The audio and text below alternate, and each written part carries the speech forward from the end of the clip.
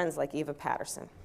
Okay, so I say with all love and warmth that part of the concern also for people who are progressive thinking and liberal-minded, or just progressive thinking in terms of just fix it, is that we all have these posters in our closet that is attached to a stick that we sometimes will card out when we're talking about criminal justice policy and those statistics that you first heard when we opened it up, incarceration.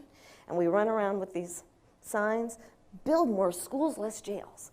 Build more schools, less jails. And we walk around everywhere, build more schools, we protest, build more schools, less jails. Put money into education, not prisons. There's a fundamental problem with that approach, in my opinion.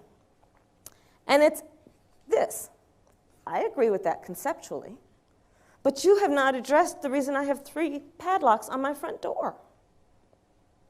So part of the discussion about reform of criminal justice policy has to be an acknowledgement that crime does occur, and especially when it is violent crime and serious crime, well, there should be a broad consensus that there should be serious and severe and swift consequence to crime. All right. My name is Ben Burgis. This is the Give Them an Argument podcast. I'm about to be joined by Michael Powell from the New York Times, then David Griscom from the Michael Brooks Show, the comedian and podcaster Dave Smith, economic planning enthusiast and co-author of The People's Republic of Walmart, Leigh Phillips, and Anna Kasparian from the Young Turks. But the voice you just heard was Kamala Harris, who has just this week been announced as Joe Biden's running mate. And as you heard in that clip, up until about 6 weeks ago, or I'm exaggerating, a year or two ago, her main selling point politically was what a tough prosecutor she was and how tough on crime she was, first as a DA and then as Attorney General in California. And the fact that even under these circumstances, the national unrest that's happened since the murder of George Floyd, bringing attention to issues about police militarization and police violence, this person who was a proud spokesman of the carceral state in 2018 is now Joe Biden's running mate. And not only is that not an incredibly controversial choice because of that, but it's widely taken as a representational victory. And I think that thinking about why it's taken as a representational victory right now gets us to issues about how much we care about symbolism and how much we care about underlying political substance. And also thinking about what she just said about schools and jails gets us to a larger point about the relationship between the politics of mass incarceration and poverty and economic inequality, and how all that might relate to racism, which is precisely why at the top of the show here, I wanted to get Michael Powell on. He is the author of a piece that just went up at the New York Times yesterday about Adolph Reed, who's one of my favorite thinkers on the left, and how there was an incident where Reed was supposed to speak to a meeting that was on Zoom, of course, because of the pandemic, co-sponsored by a couple of different branches of the Democratic Socialists of America, the main socialist organization in the United States, and why that became so controversial, right? So first of all, Michael, thank you so much for coming on. Sure, my pleasure, Ben. So, I mean, I guess first, first things first, right? So just basically, since, my hope at least is that there will be people who watch this who aren't like immersed in the subcultural trivia of debates between different kinds of socialists. I think like a good place to start is who is this guy? Like, why is Adolph Reed somebody who would normally be invited to speak at a socialist meeting? Well, that's a great question. I mean, and I should say I've read, Adolph Reed for 30, 40 years. And I think he's one of the most challenging and interesting and often counterintuitive thinkers on the left. It doesn't mean you always agree with him, but he is, he's formidable, and he brings it. And he was, I think it's fair to say one of his longtime takes, has been the importance. He certainly does not say that race doesn't matter. He doesn't go there, but he says that, without an understanding also of class and of the, that a left analysis and a left organizing will ultimately founder without the two of those. And in this case, he was bringing up around COVID-19 that much of the discourse for some period of time had been on racial disparities. I think foremost probably on, African Americans who, and let's be clear, were disproportionately getting sick and were disproportionately dying, I think, because of the nature of the work that they were doing, which is very often frontline, and because they live, because many African Americans, certainly poor and working class, I speak it like from Brooklyn where I live, they live in overcrowded conditions. So, what he argued is that, look, if you focus on that, if you focus on those disparities, you're running the danger of falling into old kind of race, race-based ideas of kind of medicine, of biology, of race, and he thought that was a dead end. So one way to think about this, certainly in terms of his immediate concern there, is that if you're saying, all right, so Black people, members of other minority groups are more likely to die of COVID than white people, so that could be for two reasons, right? One is some sort of genetic thing, and while it's not impossible that sometimes you could have clusters of genetic traits that roughly track what we call race, by and large, that's not generally the most useful place to look, because, hey, race, right, is mostly a pseudoscientific concept, right? It's a sort of socially and historically contingent way of sorting people, right? But it's not actually that biologically meaningful. But really, the main reason, right, that Black people are more likely to die of COVID than white people is the unequal distribution of poverty. That, as you say, Black people are more likely than white people to be so-called essential workers, of course, so essential that they're being paid almost nothing to certainly much and not less given than proper PPE and everything. Yes, precisely. Yeah. And now, of course, that does have to do with the history of de jure racial apartheid in the United States, going from slavery to Jim Crow to FHA redlining very recently.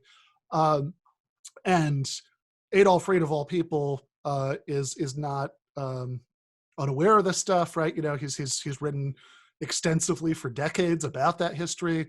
He grew up, as you mentioned in the article, in the Jim Crow, as a Black man in the Jim Crow South, and has a long history of engaging with those issues. But I think his perspective, given his understanding of the socialist project, is that we shouldn't think that, all right, imagine if you could somehow correct all of these racial disparities immediately. I don't know how that would happen without some kind of massive redistribution, but if you could, and so you had exactly proportional numbers of white people and Black people living in miserable, grinding poverty, being economically coerced to go to work as essential workers during a plague, being victimized by the style of aggressive and militaristic policing that's used to police poor neighborhoods, and the proportions were exactly right as the portions of the population. This isn't really an exciting vision of a just and free society. And instead, from his perspective, what we should really be focused on is the poverty, right? We should be real about that unequal distribution of poverty and the historical injustices it reflects. But the main thing we want to go after is not like equalizing who's at the bottom of the ladder, but I don't know. I'm probably going to mix my metaphors horribly here, but like, I yeah. think, I mean, look, I recently did a book on the Navajo, and the Navajo got absolutely slammed by COVID-19. The Navajo in mainly in Arizona, also New Mexico, a little bit of Utah. In Arizona, which has gotten slammed of late, the whites are leading, if you will. Whites are the worst hit there because, I mean, we could whole variety of reasons, but whites tend to be, there's a fair number of working class and poor whites. They tend to be in a lot of those frontline jobs. They've gotten hammered. In Texas, Latinos, the biggest infection and death rates among Latinos. Blacks are also getting hit, to be clear. Whites are also getting hit, but Latinos are far and away the one getting slammed the hardest. If you go to a place like Florida, I believe it is African Americans. I mean, the point is, right, I mean, the commonality is not like there's some genetic commonality there. The commonality, it seems to me, is two things, right? One is poverty, working class poverty, and frontline jobs. Those are the people, and again, frontline is an interesting, term of art. You could be a nurse. You also could be just packing groceries in a store, and it isn't like you signed up to be a frontline worker. Right. But you are. Yeah. You've just been told that you're on the front lines now, but no combat pay. That's not going to happen. Right. Yeah. So what's interesting about this, right? So the core of this plan lecture that Adolf was going to give to these two DSA branches was just making this point that we've talked about, right? That hyper focusing on racial disparities and COVID outcomes, leads to us looking in the wrong place, right? Like either his immediate concern there, which was the revival of race science, essentially, right? Thinking that like, genetic differences among the races are going to be more relevant to poverty, or generally not seeing that the issue is poverty and working conditions, which are certainly going to disproportionately impact people in the sectors of the population that have historically been victims of racial injustice, but are more general conditions for lots of other people. And I guess from my perspective, I would think that this was a relatively, I would maybe naively imagine this would be like a relatively uncontroversial thing to say among socialists who are, after all, definitionally committed to some kind of class politics, to seeing politics through the prism of the interests of the working class and how those differ from the interests of those who own businesses and are at the top of society. But by the time this happened, what you kind of talk about in the article, and most of the article is devoted to the kind of underlying substantive issue about like how we should think about the relationship between these things, racial bias, class structure, the history of all of those things. Mm-hmm. But the opening hook, right, is about the way that people were accusing Reed of being a class reductionist, which is basically someone who, the accusation is that you don't really care about anything except for economics, and you tell other people not to care about anything except for economics. And this had been so toxified by the time it was supposed to happen that one of the two branches, New York City DSA, had officially disassociated itself from the event by the time it happened, and there were concerns about disruption. And eventually, I think, Reed and the remaining organizers just kind of decided it wasn't worth the headache to try to go ahead with the talk at that point. I understand that it was sort of a mutual agreement that they didn't want it, the organizers particularly, and Reed didn't feel like, going through the headache of worrying if somebody was going to bounce in his Zoom, talk and that sort of thing. Yeah. And I guess there's a bigger issue here. And by the way, also been joined by David Griscom, or at least I see his avatar there. I assume David's around. Sorry, I didn't mean to crash the party. No, that's good. That's good. David, David Griscom, for anyone who's not familiar with his work, is one part of the crew, and I guess now essentially a co-host at the Michael Brooks show since our friend Michael passed, and he does the Griscom Economic Minutes there, and on TMBS, right? You guys have interviewed Reed a few times, right? Yeah, Like, for sure. I think several times over the years. And I know Michael really considered him one of his big political mentors, at the end of his life, So I think there's basically, from my perspective, everybody should check out the article, right? But I think there are 2 points of interest here, right? One is what we've been talking about, which is like, how is it that we relate to this sort of horrifying racial history of the U.S. while also building cross-racial solidarity to do something about these larger issues of poverty and economic inequality, which is obviously a hugely important thing. And there's also something that's like a larger issue that intersects with that in this case, which is the way that on parts of the left right now, I think maybe because so many of us are feeling so politically powerless at the moment, right? That the Bernie campaign, in which so many of us had invested so much of our hopes for the future, was initially very promising and then crashed and burned. Similar things happened in the UK. I guess AMLO won in Mexico, but most Americans aren't really tracking that. And I think in that moment of kind of powerlessness and disorientation, there's this real tendency to kind of pathologize debate and disagreement, within the left, to sort of be very quick to jump to the worst possible interpretations of the motives of those who have different political positions.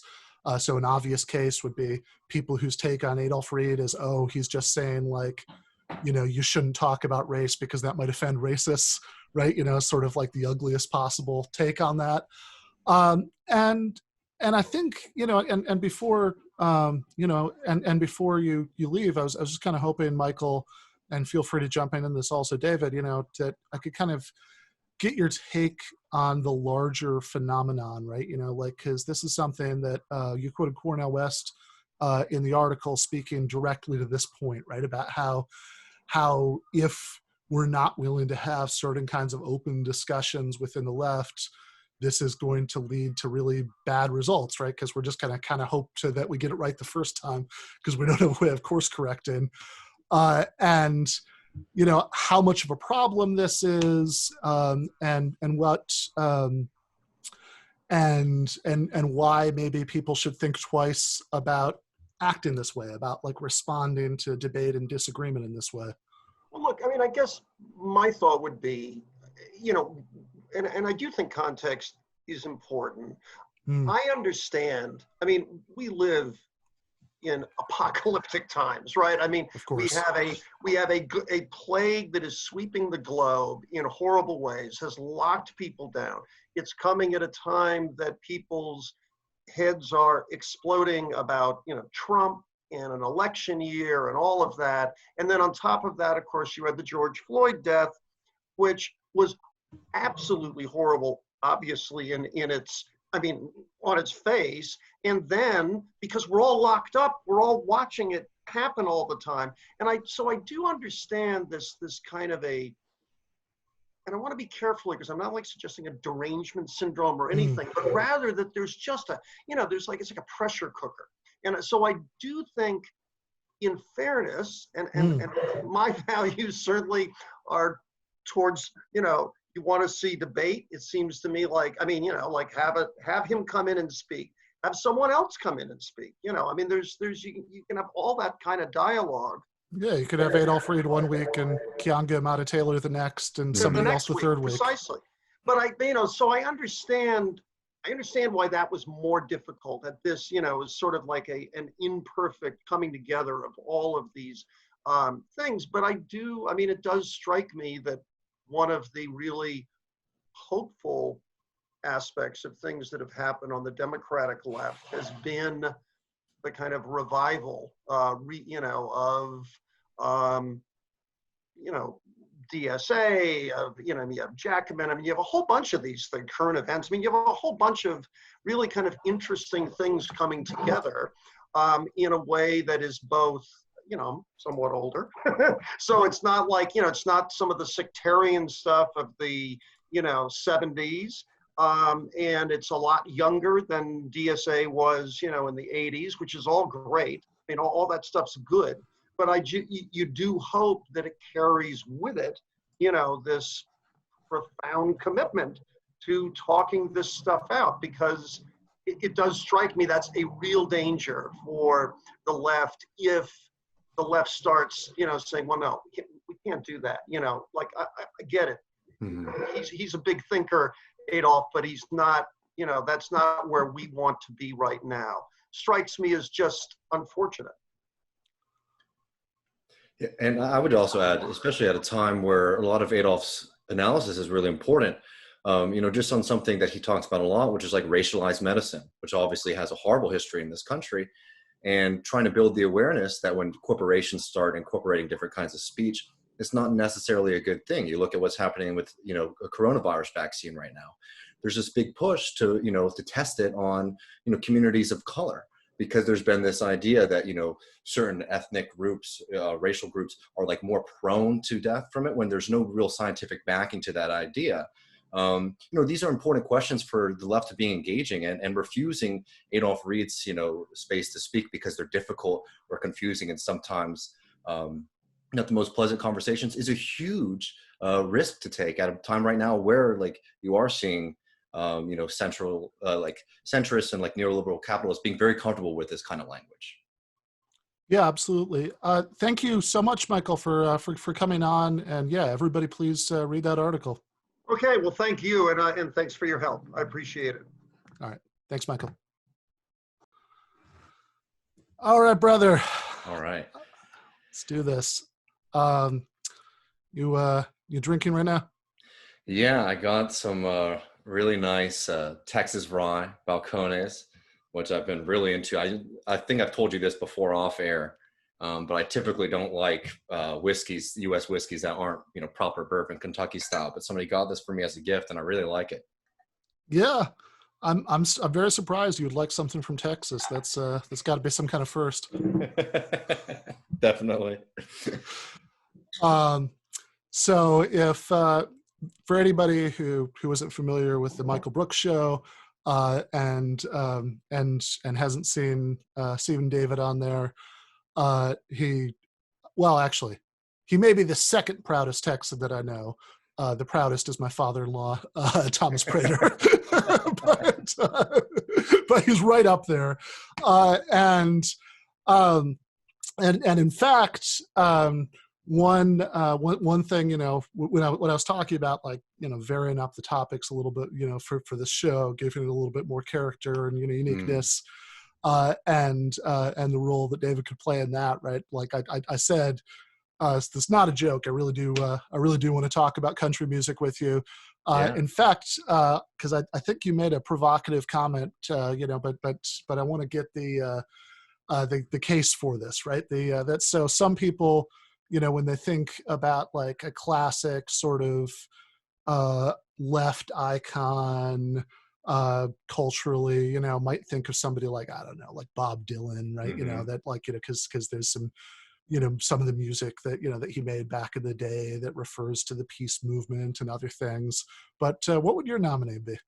I would argue that Willie Nelson by far has been more crucial and has actually like lived through those kind of left-wing values than Bob Dylan. And, I'm being provocative. I love Bob like any other person, but people don't really understand just how radical, for example, like outlaw country music was, but specifically Willie Nelson. And I just wanted to, share a couple quick stories that I think, hinge on my argument. Like, well, Willie Nelson wasn't making music that was like explicitly political. He was making music for the people, and it was obviously a massively important artist.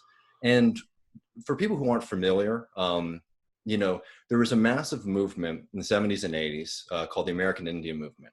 And it was a fight for sovereignty and justice and fairness in society, in American society, for American Indian people.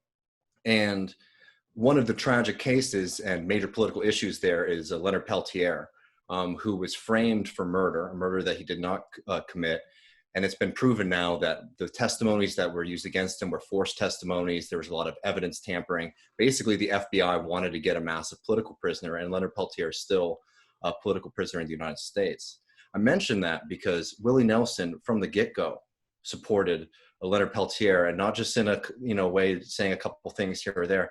He actually did benefit concerts for Leonard Peltier. He did something I believe was called like Cowboys and Indians, a concert for justice for Leonard Peltier. And that became, this was, for people who aren't familiar with this story, this was a massive issue. And one that was very much prototypical of like now the back to blue kind of thing, because the idea was like by supporting Leonard Peltier, you're anti-cop, you're anti-FBI. And Willie Nelson, for years, whenever he would have a concert, there would be massive protests of police officers outside, making picket lines outside of Willie Nelson concerts. And he's continued to support him. And I'd also add another great Willie Nelson story and example in comparison to somebody like Bob Dylan, who's really checked out. Willie Nelson was showing up for Standing Rock as a old elderly man, is continuing to show up and continue to fight for justice. And I think just generally too, I would add that it's really important for me to make sure that these stories are heard and understood, because I love country music, I love Southern culture, all those kind of things, and there's such mythology around it. Especially now when country music is so corporate dominated and there really is not much room for like serious political messages other than really stupid conservative or like 9/11 things. But that's coming from the studios while artists have really been stifled. But there's this like kind of radical history out there, and we should embrace it and celebrate it and try to use it working, going forward in our kind of political movements. Not letting anything sit outside of our project, because, left politics touches so many aspects of our lives and so many people. That it's something that we just shouldn't dismiss because it's easy. Yeah, absolutely. I love that. So something actually, the next time I have you on, what I really want to get into it with you about, and maybe you can just kind of like briefly preview your answer before I bring on Dave Smith, would be, I didn't know this is a big question, right? But like, what would a version of the socialist left that could actually get majority support in Texas look like, and how would that be different? Well, I guess I'll just do the quick spark notes and say, one, it's happening right now. The people who are doing serious work across DSA chapters and also labor organizers are doing incredible work in that state, and it's really shifting, and I support it completely, and I think everything that's happening is great.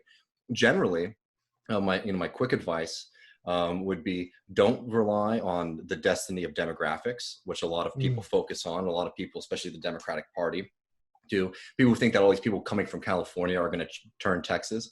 That's a bad strategy, especially because the right-wing turn in Texas actually came from a massive influx of suburban people moving from the rest of the country to live in the Texas suburbs. So not a strategy that we want to play in the first place. I also don't think it's going to bring the politics that we want.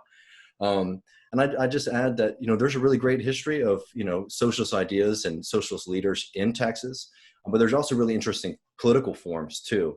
Public power in Texas is something big, where people in cities own their own power grid and they actually get payments at the end of the year. Things like, community land trust and things like land that's not owned, for example, by like an individual, but by a community, and you can rent a house on top of it for 100 years. Those are kind of like, proto-socialist forms that exist within the state. You want to win in Texas, you gotta be able to appeal to people who love Texas, and there's no better way to appeal to them than to say, like, actually, this kind of left-wing history is just as Texan as anything else. I like it. Thank you so much for coming on, brother. Yeah, of course. All I'll talk to you again soon. All right, love you, man. Love you too. Hey, Dave. Oh, let me unmute. What's going on, brother? Hey, long time no see. Or I saw, by the way, that so Dave Smith, I should say, is a comedian, a podcaster. He's the host of something called Part of the Problem, which I actually just saw. I haven't watched it, but I just saw somebody tweet out some discussion that you just had on the show about Kamala Harris's horrifying record as a prosecutor and as Attorney General in California. That's the stuff that up until about 6 months ago was her big selling point, how tough on crime she was. Mm-hmm. Obviously, the winds have shifted a little bit since then. But I should also say that Dave has had me on Part of the Problem twice. The second time was to debate Gene Epstein about capitalism and socialism, and I felt okay about how that went. But the first time was to debate Dave himself about taxation, and that I think was the approximate on my end. I think that was the approximate debate equivalent of like some like horrific set that a comedian bombs that like they're going to remember for the next 10 years, because basically. Other than a couple of YouTube randos, the first one of those that I'd done. And I think I basically treated it like I was having a classroom discussion in a philosophy seminar, and you could sort of like play with examples and lead people to the point in a really roundabout way, when it's a format where if you don't like get to the fucking point, most people are gonna tune out. So that's despite that being the site of a great embarrassment. I always enjoy talking to Dave about the stuff certainly that that we disagree about, which we are, don't worry, going to get to, but also about things where there is more of a coming together between libertarians and leftists, and I want to get into some of that. And I also want, I know this is a lot, for half an hour. We'll see how much happens, right? But I also want to get into some stuff about comedy a little bit. And I think a good way to start the last two subjects, right? The comedy and and some of the stuff that might actually be areas of agreement, would be thinking about something that happened last year that I've thought about many times since then. It always like amazes me when I think back to it, which is that Louis C.K., who is a extremely talented comedian who made some bad decisions about masturbation. That was the core of the issue there. That apparently he had a habit of asking female comedians if they were okay with it if he masturbated in front of them, and then sometimes they would say yes because they didn't think he was serious, right? Like they just figured it was a gag, and then he'd actually do it. And I think that CK, whatever else you think about that, I think CK himself would say now, like, that's not something he would recommend that anybody do. But because of this, right, Louis C.K. is, seems to be like a pretty straight down the line liberal politically as far as I can tell. And he tried to give some money months ago. I guess I said last year. I'm not exactly sure how many months ago, but he tried to give some money to the Joe Biden campaign. And the Biden campaign gave it back. Right. So this is a campaign and a politician who's taken all kinds of money over the decades from like credit card companies in his home state, who's in charge of regulating, and just all kinds of like sketchy figures, and apparently has never thought twice about it. But this crossed the line. Right. So to be clear about this, the worst thing Joe Biden's ever done, there's some competition. But like one thing that comes to my mind, one thing that I think is surely in the top 5 worst things that he ever did was being one of the main Democrats pushing for the invasion of Iraq, which led to over 1 million people dying. And the worst things that Louis C.K. has done all seem to involve masturbation. And that doesn't seem as bad. Well, okay, so I completely agree with the spirit of what you're saying. By the way, just a quick note, when I came into the Zoom conversation, it was when you had your last guest. It was when all 3 of you were here. And I swear the moment I came into was your guest was saying, we really have to talk about Adolf's theory about race and medicine. And I was like, whoa, what has happened to Ben Burgis since the last time we talked? This is not the show I was expecting at all. But about a second later, I realized different Adolf. This was not my Jew spidey senses were tingling up like, whoa, dude, I don't think we should talk about that at all. Okay, this sounds not nearly as bad. I will say this, Louis's actual worst, at least from what I heard of the incidents, the worst one didn't involve masturbation, at least to me. The worst one I heard of was he was on set somewhere working, and he asked one of the female employees that like working on the show with him if they would watch him masturbate, and they were like, no. And he was like, oh my God, I'm sorry. And then that was it. And that was, to me, like even creepier than asking female comedians when you're back at your hotel. This is somebody who's maybe actually kind of working for him. And you're at work. It's not like in a social environment. So that one was really weird. But I do think your point is a really important one. And it's a really important one, particularly for the kind of woke strand of the left. Which is what I personally have a lot more respect for a leftist like you, like the more or less the Bernie Sanders kind of wing of leftists, than I do about with the kind of outrage, I don't know, like authoritarian PC, for whatever word you want to call it. But it's like, okay, you can be outraged at Louis C.K. and that's fine, but you have to kind of have a hierarchy of outrage. I know leftists don't like hierarchies, but in this sense, I think it's a justifiable one. And you have to, so if somebody, right, like the people who you can take money from Raytheon or Lockheed Martin or credit card companies or, JP Morgan Chase or any of this, but you can't take money from Louis C.K. Do we not see a little bit of a problem? Even if you think what Louis did was wrong, he does not have, as you pointed out, millions of corpses on his record, and I'm sure that if there was a John McCain fund or something like that, they'd have no problem taking that money from him. So this is a big problem because outrage is a finite resource, and so much of the outrage in our society, it just goes to nonsense when there are really important things to be outraged about. And in my opinion, the number one is the longest wars in American history, but between Bush, Obama, and now Trump, we've destroyed like 6 Muslim nations. There's still right now in Yemen, I mean, there's going to be as many dead people in Yemen as there were in George W. Bush's Iraq war when this is all said and done. And it's like, it seems like there is more outrage generated against microaggressions and maybe, racist comments or something like that than there is about, quite literally, children being slaughtered. And that's a problem.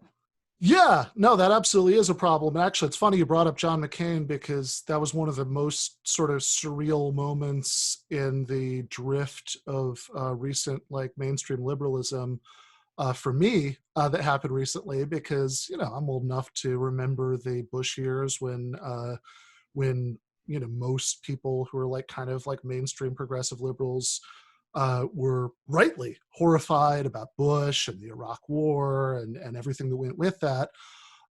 And after John McCain died, I remember there was this big military spending bill that came through, and literally like the liberal talking point wasn't, oh my God, this is horrifying that we're like pouring even more money into the war machine at the time when, as you point out, the Saudi Air Force with all sorts of aid and weapons and money from the United States is doing a bombing campaign in Yemen that's like verging on like genocidal in terms of the kill count, combined with sanctions that have led to like medieval diseases coming back. It's like really horrifying stuff.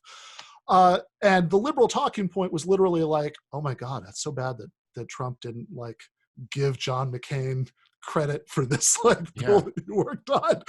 Or the liberal talking point, like it seems to me like the liberal take on this stuff is like, we want more female fighter pilots, or we want more transgender, people dropping the bombs over there or something. And I think that libertarians like myself and good leftists like you can say, no, we don't want any of this. And the truth is, as you said, I mean, the cholera, there were over 1 million cases of cholera. Cholera is curable by, I think, essentially fluids. I mean, you might need some antibiotics, but like yellow Gatorade will pretty much solve this problem. And and this could be ended in a phone call. from the president of the United States. That's it. It's the Saudi regime that we prop up that's doing all of this. We were for a long time actually refueling their fighter pilots because they couldn't even do this stuff without us. And I mean, not to be too graphic, but what we're talking about here are babies puking and shitting themselves to death. It's like the most evil thing you could imagine on the planet. And I will give credit to Bernie Sanders, who was pretty great in the Senate on this issue. He didn't make it a major issue in his campaign, which I would have liked him to, but he did have a pretty good track record on this. And I mean, look, the real issue with it here, right, is that Obama started it and Trump's continued it. So there's no partisan points to be scored from bringing it up. But both Barack Obama and Donald Trump should be charged with war crimes. I mean, this is like no joke. They should both be charged, convicted, and put to death for what they did to the people of Yemen. It's absolutely horrific. Yeah, or at least life in prison maybe, but yeah. Sure, okay, sure. yeah, all right, fair enough. Yeah. I don't really like the death penalty either. Yeah.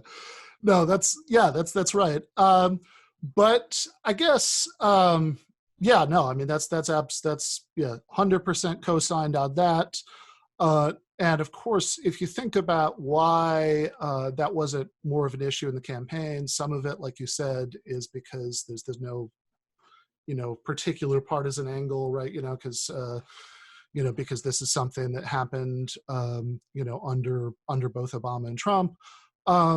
But I think also part of it is that the unfortunate reality is that it's very hard to get, I think, most Americans excited about this, right? Especially because there's no,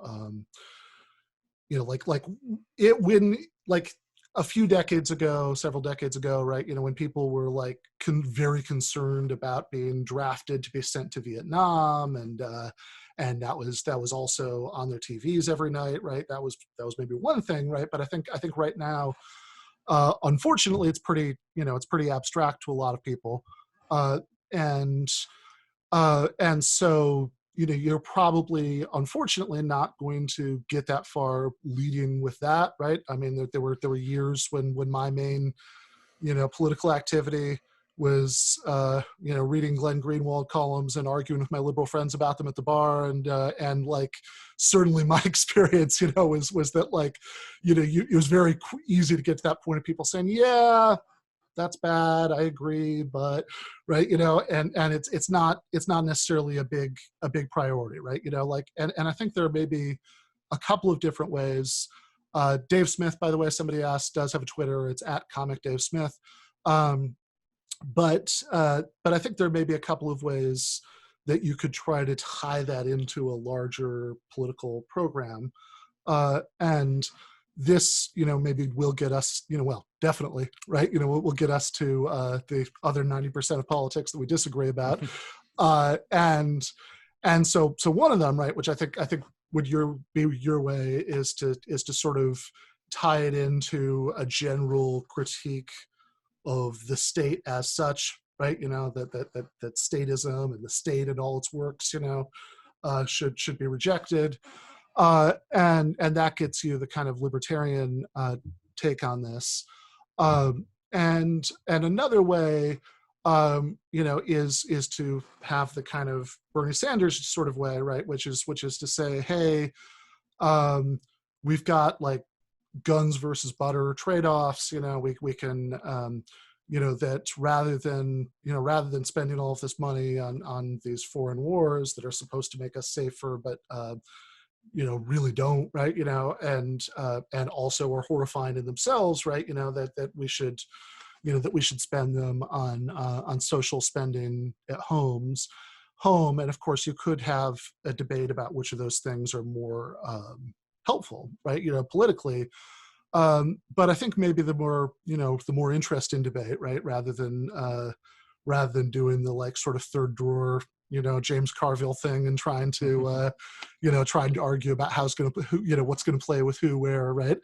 Is to argue about the principle of the thing, right? Like, and that's, that's what we've gotten into it about, right? In the past, right? So, because your objection to, your objection to taxation, certainly to any kind of like government redistribution, isn't just that some of it's going to be put to horrifying purposes, that it's going to be used to murder people, right? Like that's, I mean, if that were the beginning and end of it, right? Like that's not exactly a small thing, right? But it's not just that, right? Like even if we had some situation that I would love, right? Where like we wound down all the foreign wars, and we weren't assassinating people with drones anymore, and we weren't doing this like super aggressive regime of police and incarceration, but we were still, we were still doing lots of redistribution at home. There were all sorts of taxpayer-funded programs to finance healthcare and education and all that other good stuff that I like, right? I think that from your perspective, you'd still have a problem with that, not necessarily because of the outcome, right? But because of the process, because you think that taxation itself is unjust. Well, sure. I mean, look, I think of, as we discussed on my podcast, I am a libertarian. I believe taxation is theft. That being said, obviously, I would prefer if someone mugged me that they not spend the money on murdering somebody else. And if they spent the money on like grandma's hip replacement, that certainly would be preferable. Right. The hierarchy, go back to that hierarchy. Yes, there you go. Sure, yes. Right, so, and by the way, even just a quick aside, but even Ron Paul, the most libertarian person to ever be in Congress or run for the presidency, even he basically said, let's cut the military budget and tide over entitlement programs. Like even he was like, okay, prescriptions for grandma are a lot better than dropping bombs on human beings.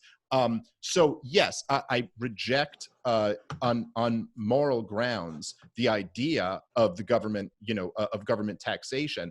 But even aside from that, I think one of the problems that your types are going to have is that there is like I remember when I was on Jimmy Dore's show recently, and he said, libertarians basically say that the government is inherently evil, but it's just a vessel, it can be used for bad or good.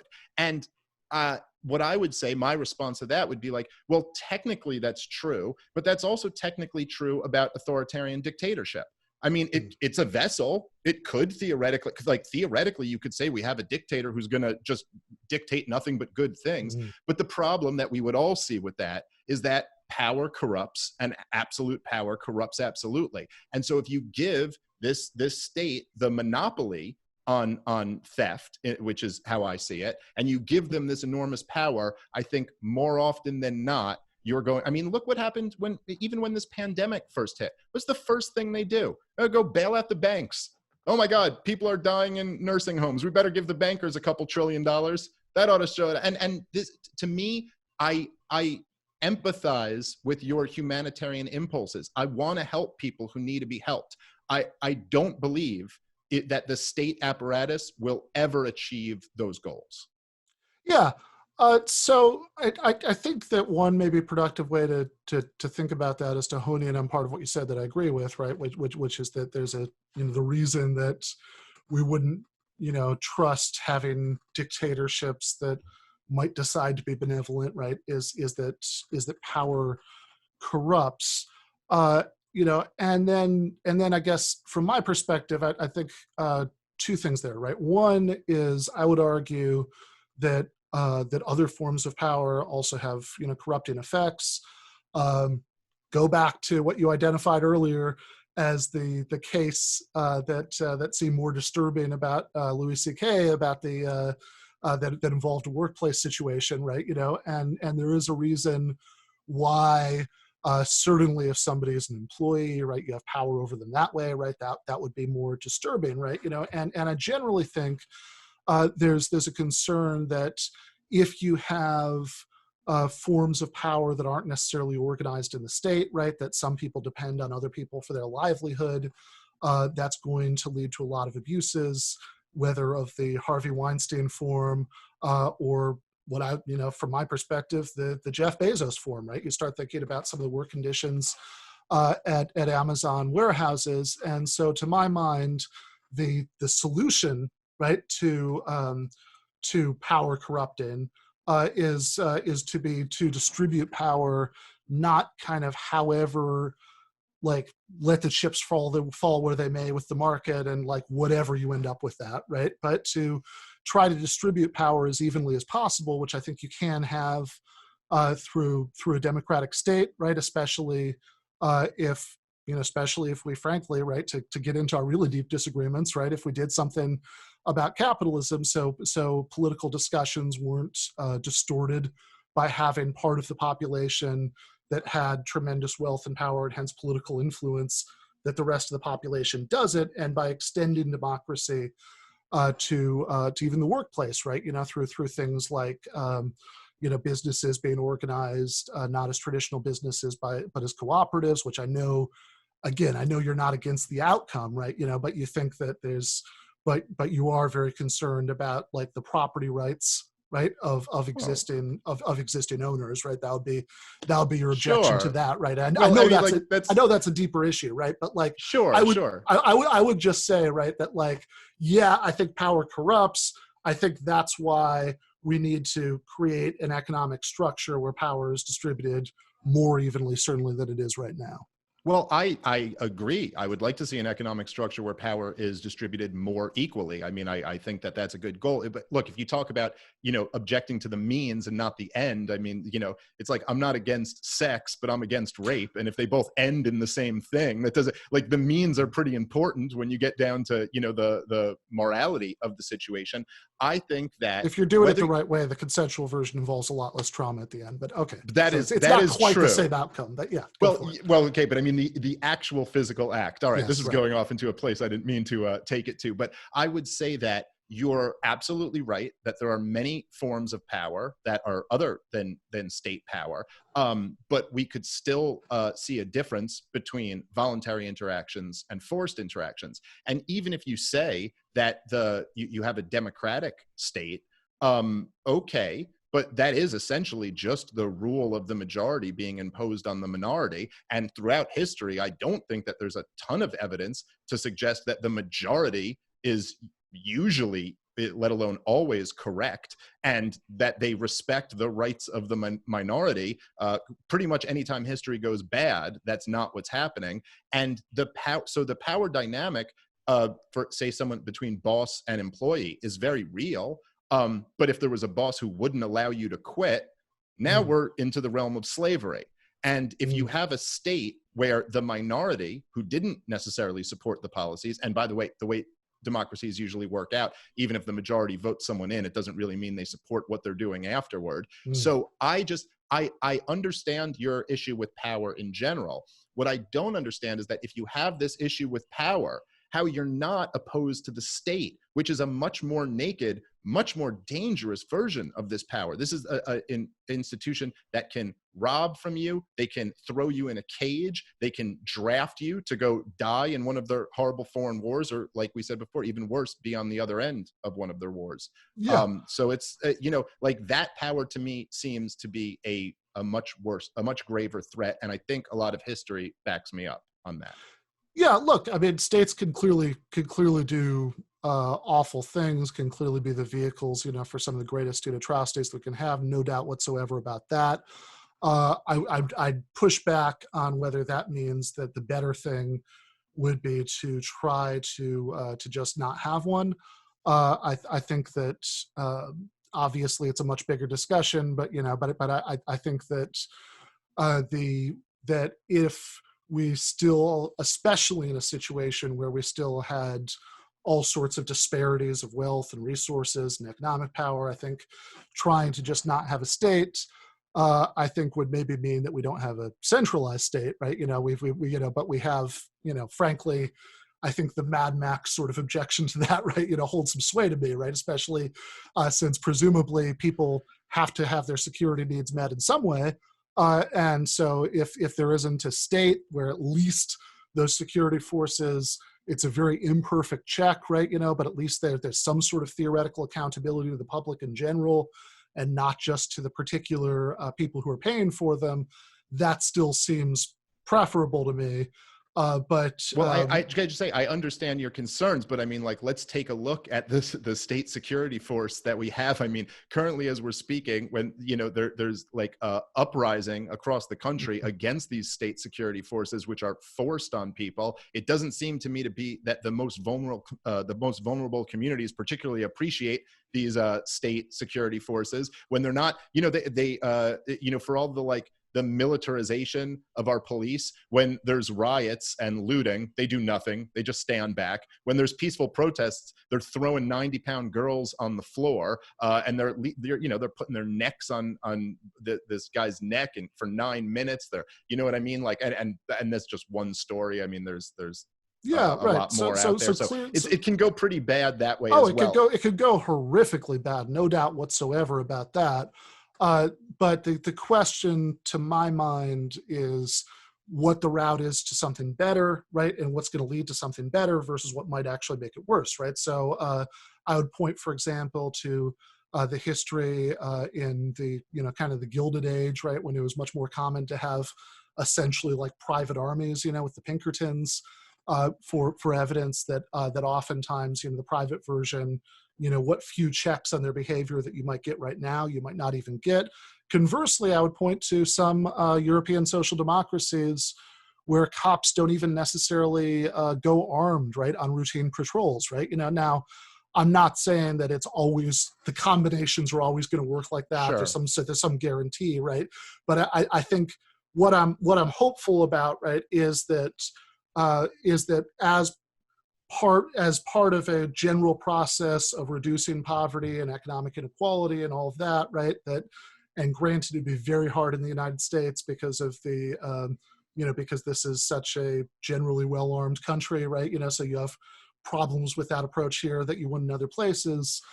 Right. But So but that those two could go together in a positive way. But you were saying, hey, I kind of agree with you. I mean, look, it's a bitter pill that I've got to swallow, but it turns out that your beloved Sweden is the most free market country in the world right now. So they're the ones who have been allowed to. You mean in terms of the coronavirus lockdowns? Yeah. Well, I'm just making the point that it doesn't necessarily, having state interference or intervention in one area doesn't necessarily lead to more of it in another.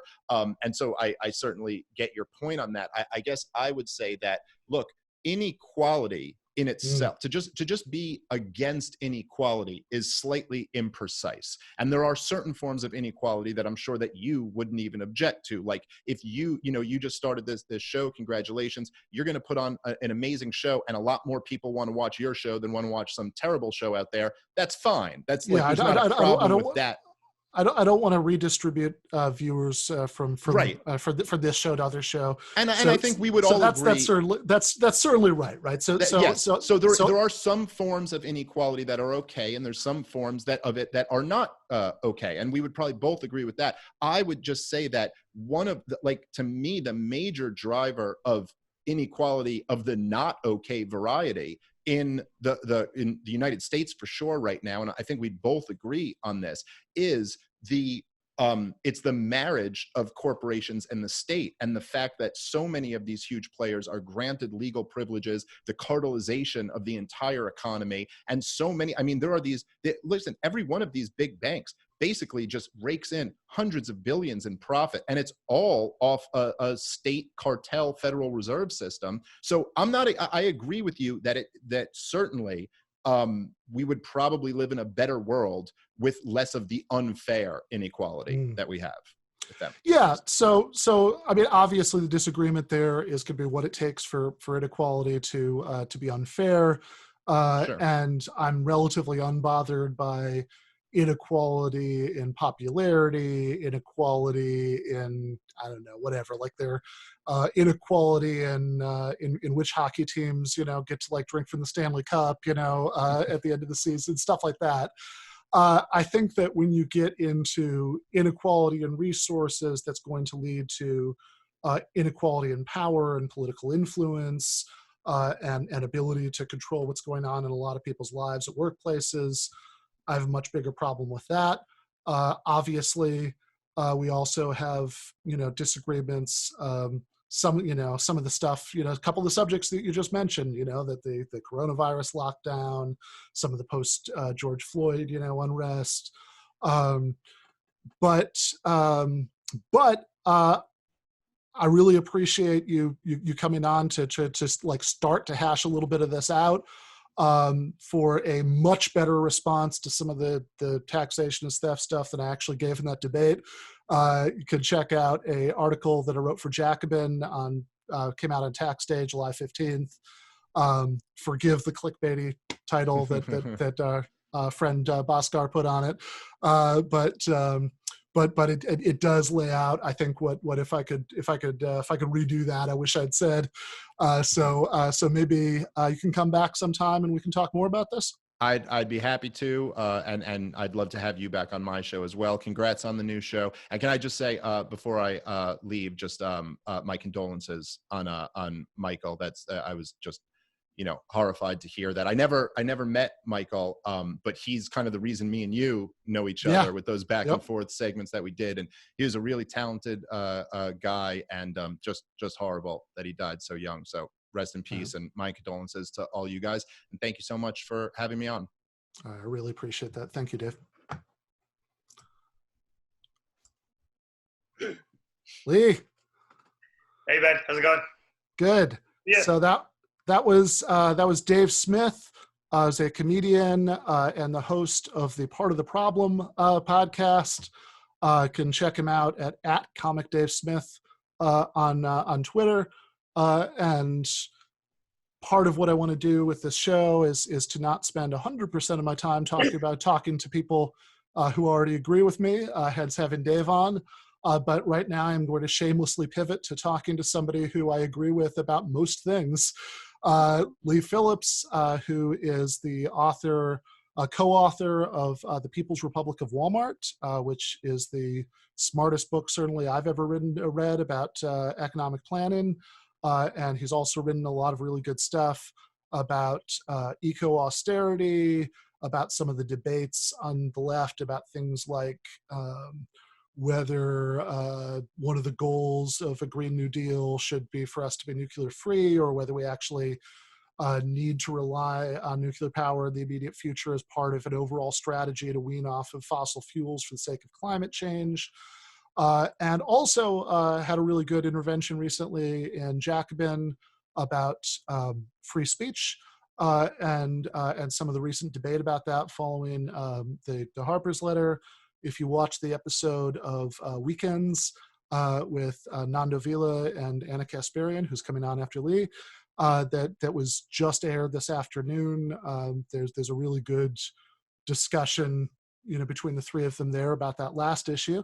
But what I want to jump into now is I kind of thought this was perfect, right? This wasn't planned, but I really liked how it worked out since Dave's a libertarian, so I just finished arguing with him about whether we can have taxation at all, whether whether any sort of redistributive programs or attempts to increase workplace democracy are a violation of capitalist property rights and therefore unacceptable. And so I thought this is great. We're going to go straight from that to a discussion with Leigh Phillips about the frontiers of economic planning, whether even market socialism wouldn't be good enough, So that's a perfect lineup there. From libertarian total anti-statism to well, I don't know. I guess I'm pretty libertarian with my socialism as well, but I do. Yeah. I mean, you're a libertarian in all the good ways, right? You want to, free speech, due process, presumption of innocence, et cetera, et cetera. Yeah. Yeah, exactly. So right. We probably get along really well on all those things, but on the economic planning thing, you probably, Yeah. There'd be some serious disagreements there for sure.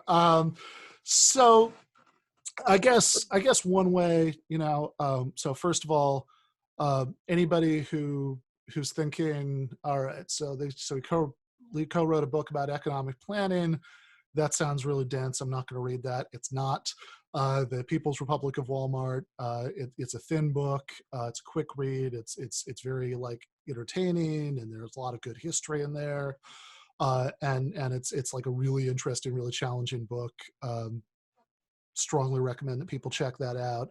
But on the assumption that, you know, people are watching who aren't familiar with the basic arguments that you make in there, one way to start this out would just be to think, all right, so when you hear some people here talk about socialism, well, you know, if you don't have the reservations that Dave Smith has about any of this, right? You know, if you're fine with social democracy, right? You know, with things like single payer national health care, and you know, tuition-free public higher education.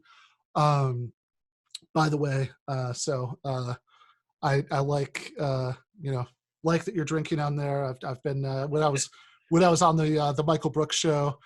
You know, we always did the talk show cliche and just poured whiskey into coffee cups, but you know, like, you know, probably most guests do on Bill Maher.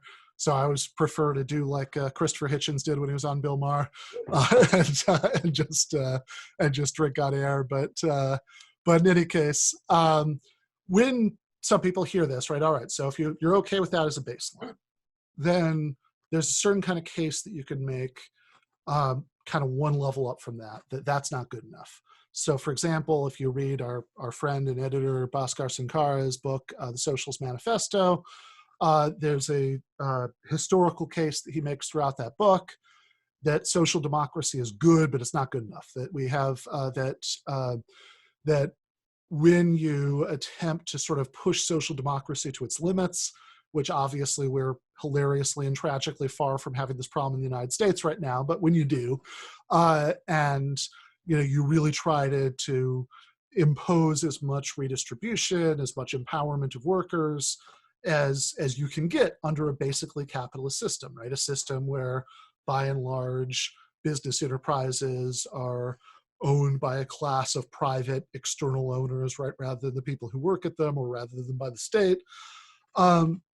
Then you're going to get this process that I think Rosa Luxemburg classically described as like, it's like the labor of Sisyphus, that social democracy can kind of push the boulder up the hill, right? But then the imperatives of capitalism, you know, since you've still got a capitalist class in place, right, you know, given half a chance, they'll just push it back down again, and you're starting over from not zero. It's very complicated in a lot of cases of actually existing social democracies. There's been some retreat, not total retreat, but there's constantly going to be this problem about your previous work being unraveled.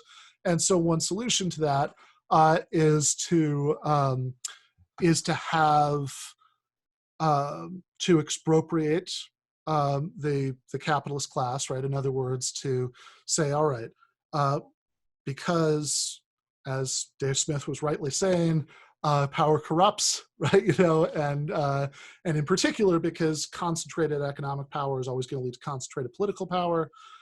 If Jeff Bezos is a trillionaire, right, he's not going to have the same level of political influence that you or me or, you know, anybody watching the show is going to have, right? He's going to have a lot more, and that's going to really distort the way we do political debates.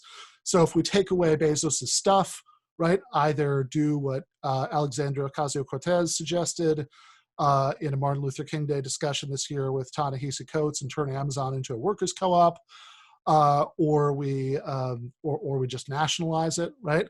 Then we've solved that problem, right? But then I think you're going to argue we've still got a bunch of other problems, right? Like, in other words, like one problem that we have when we look at the existing society is hierarchy, right? Not all hierarchy is bad. It's fine to have hierarchy and basketball tournaments and have some hierarchical power relations between parents and toddlers, so the toddler's not allowed to just wander into the street if they decide that's what's best.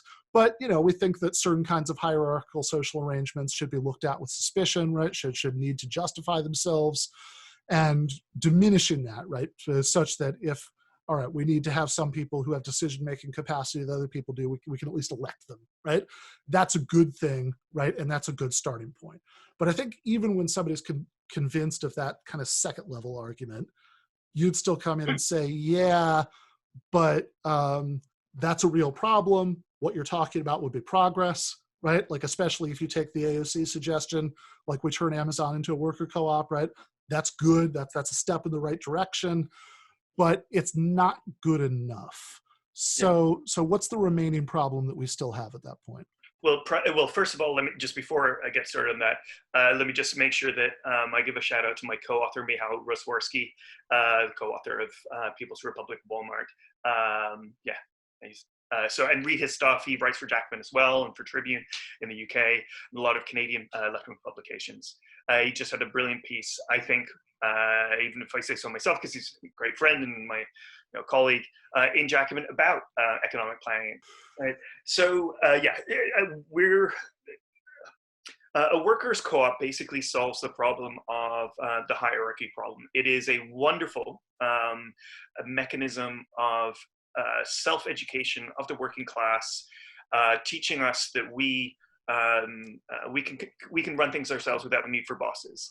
The bosses have need of us, but we don't have need of them. So it's a school of building self-confidence.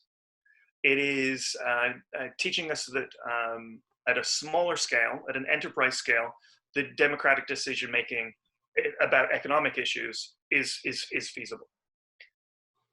That's what it solves. That's not nothing. That is a huge thing.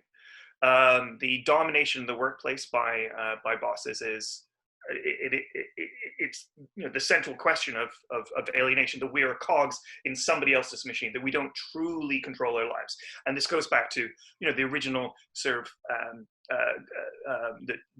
the wellspring of socialism, of Marxism, out of the Enlightenment, out of Hegel, that it is ultimately a question of freedom, and that the grand story of human history is that struggle for freedom and elimination of domination and hence alienation. That's only one thing that it solves, though, the workers' co-op. A workers' co-op, let's imagine, instead of Amazon, let's imagine a workers' cooperative pharmaceutical company. Right. But it's all run by the workers, but it still distributes its pharmaceuticals and decides what pharmaceutical research and development and manufacture it engages in on the basis of normal market allocation. So democratically decided internally, but still it will only sell to whoever can pay, and it will make decisions about what to research on the likelihood of the most profitable commodity that they produce. So at the moment, we don't have a workers' co-op pharmaceutical company, right, or a series of pharmaceutical workers' co-op pharmaceutical companies. What we have is private, shareholder-owned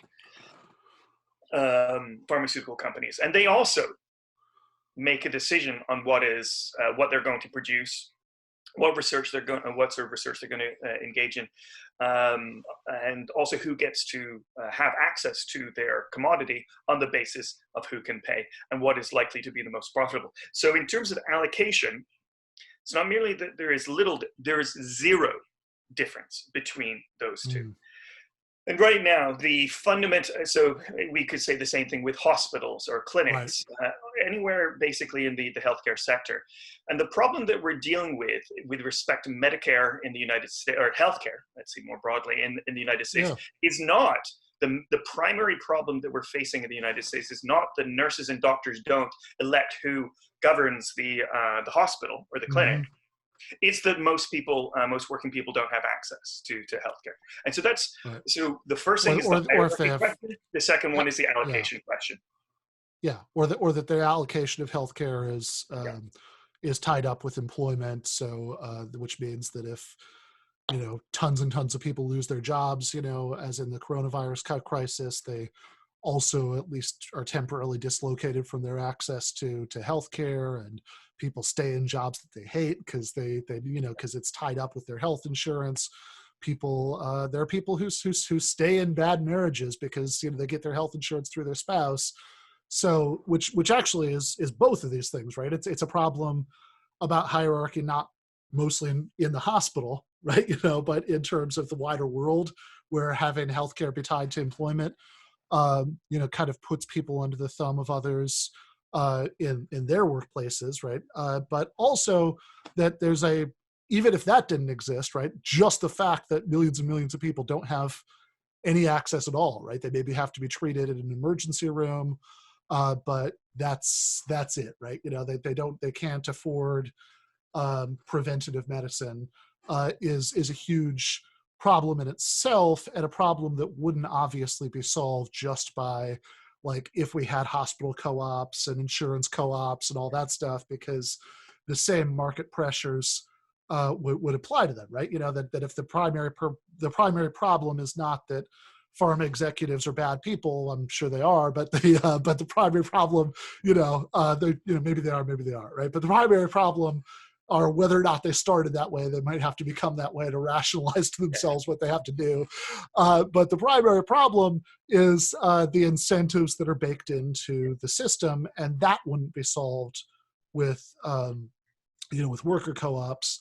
And a point I've also heard you make very, very powerfully before is that the fact that so many of us haven't been able to, go outside, go outside maybe to walk the dog, but certainly not go outside to go out and socialize normally, with other people for months and months, and other people, have been in this horrific situation where they have to, because they're essential workers, is because even after MERS and SARS, the pharmaceutical industry didn't, start pouring resources into looking at respiratory diseases and and antiviral drugs and all that stuff. And again, it's not primarily because of like bad moral character. It's primarily because of profit incentives. And one way to maybe think about this, right? And actually, I'd be curious if your take on this part is different, right? Is that when you think about the short term, right? Like not necessarily the kind of society that we'd all want to live in 50 or 100 years, or Dave wouldn't want to live in, but we would, where we might have taken all kinds of things out of the market. Because we figure out ways that we can just plan them and allocate them fairly to everybody without having to get markets involved at all, right? But like in the short term, when we maybe haven't figured out how to do all of that yet, there are maybe some things where we think that if we can possibly figure out how to take them out of the market now, we really want to, because it's just so important. So an obvious case, would be hospitals, right? That if even though like the National Health Service in Britain has been ravaged by Tory cuts and stealth partial privatization, over the decades, which you talked about, and by New Labour under Tony Blair as well. Right, absolutely, right. Even then, right, even despite that, right, they're still not in a position right now where there are lots of hospitals that are just going to have to be closed because, just because right now, just because of they're not making profit, right, because the hospitals. Which is bananas.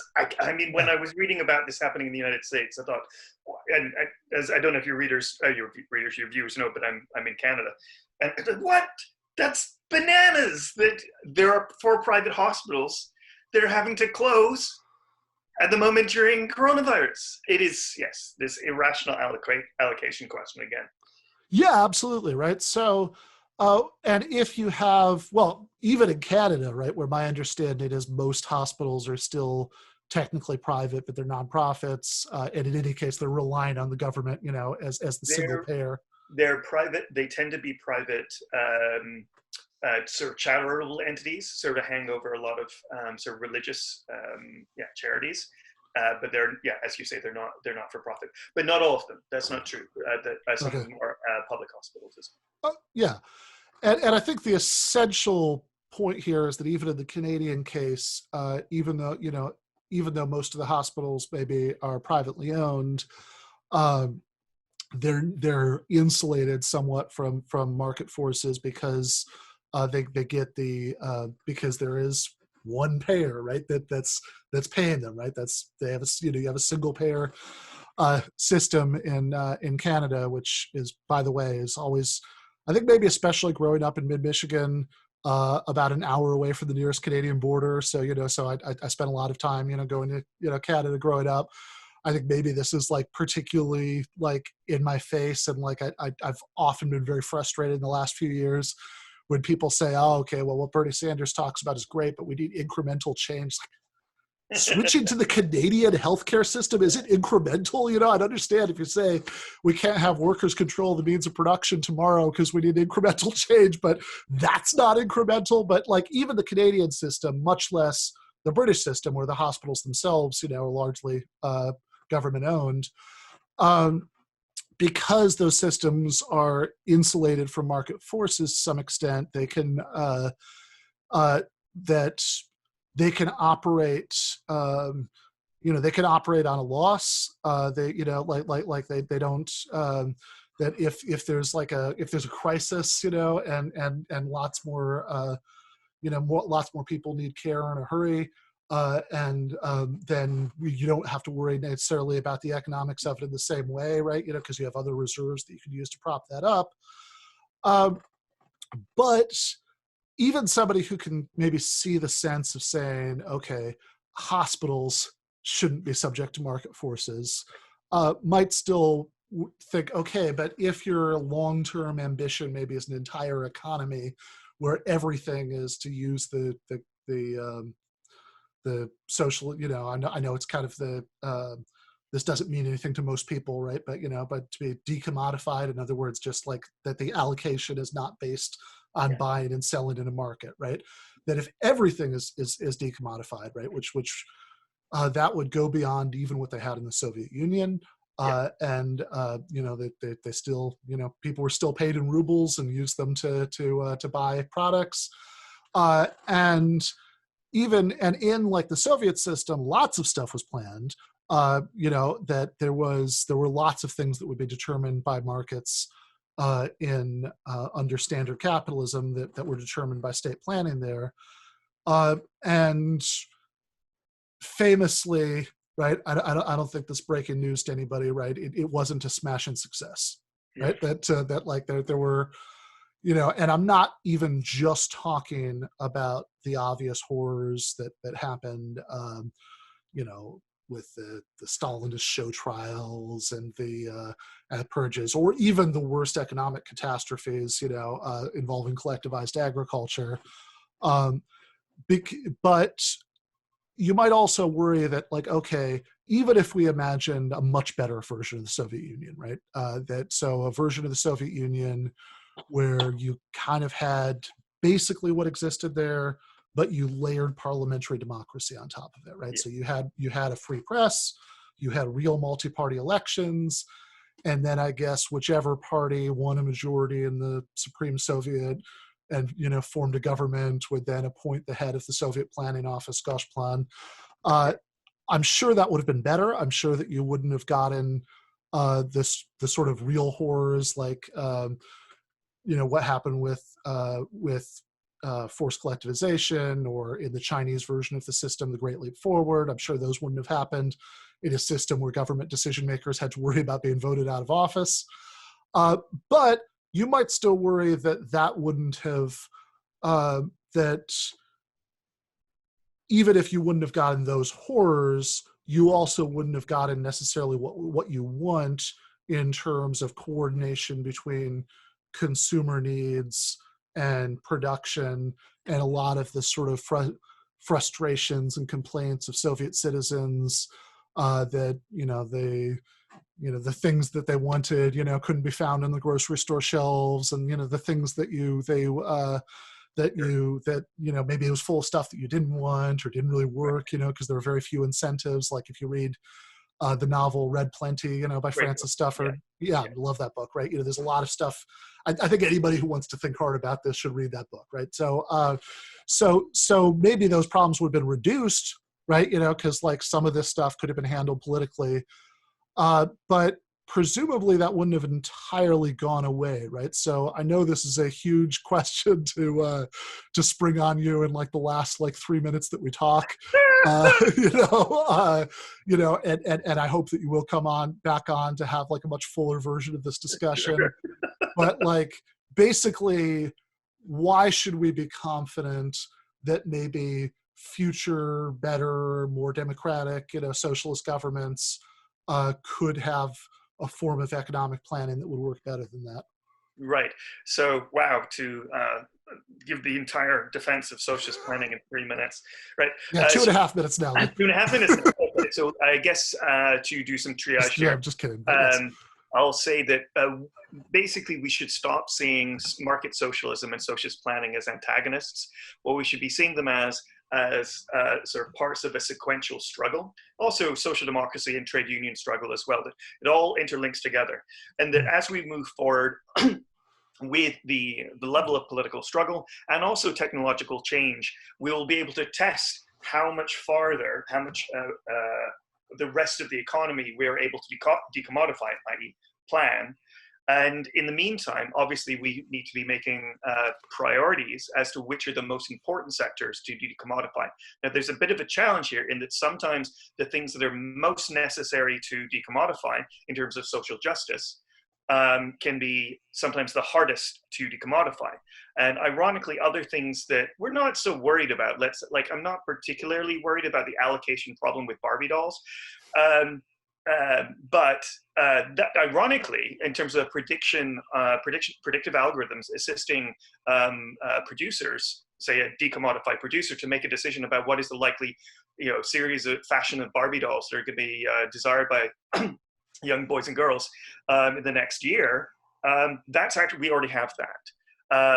So there's some things that are easy to decommodify are not necessarily the things we want to prioritize decommodification.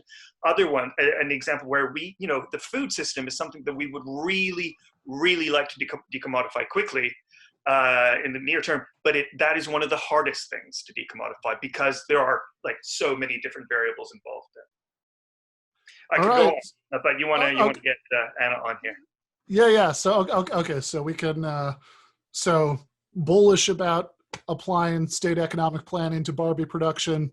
More pessimistic about food production. That's bad news. But I think that anybody who obviously wants to get a more deeper dive into this, we could have easily spent longer than this entire episode is going to be just on that last question. But anybody who wants to get more into this should read the People's Republic of Walmart. So that's our friend Leigh Phillips and his co-author Mikhail Rozworski, which again, I mean, it's a really interesting book.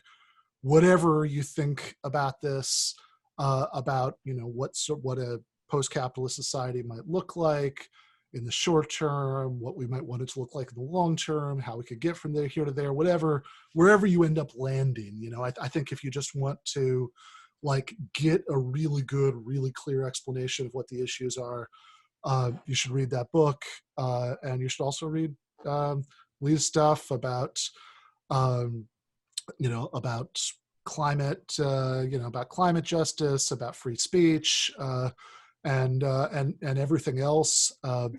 A pretentious, phrase that we use in the kind of academic philosophy background that I come out of is epistemic peer disagreement, which is a debate about what you should do when you think that people who are just as well informed as you and have the same goals as you and have access to all the same evidence that you do come to different positions. And one position is you should just hold firm forever and stick to your guns. And a more plausible position is that should at least count as a reason to think harder, right, about whether you got it right.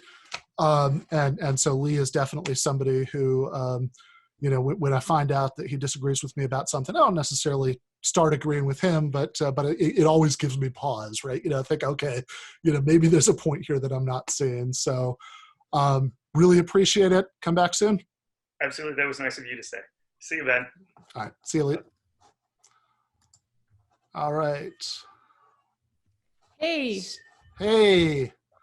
Let me just Here we go. All right, that was Leigh Phillips, co-author of People's Republic of Walmart. Now we are joined by one of my favorite people, Anna Kasparian, who is a host and producer for the Young Turks, is the co-host with Nanda Vila of the Weekend Show on Jacobin, which airs a little bit before this records, which is on purpose because I didn't want to have to stop watching that to record this. So thank you so much for joining me. Thanks, Ben. I'm really happy to be here. So, yeah, one thing that you've talked about recently on weekends, not this week but last week, is about what we were just talking about, basically, essentially with the last two guests, right? You know, which was about capitalism and how we could maybe try to, you know, to get beyond it.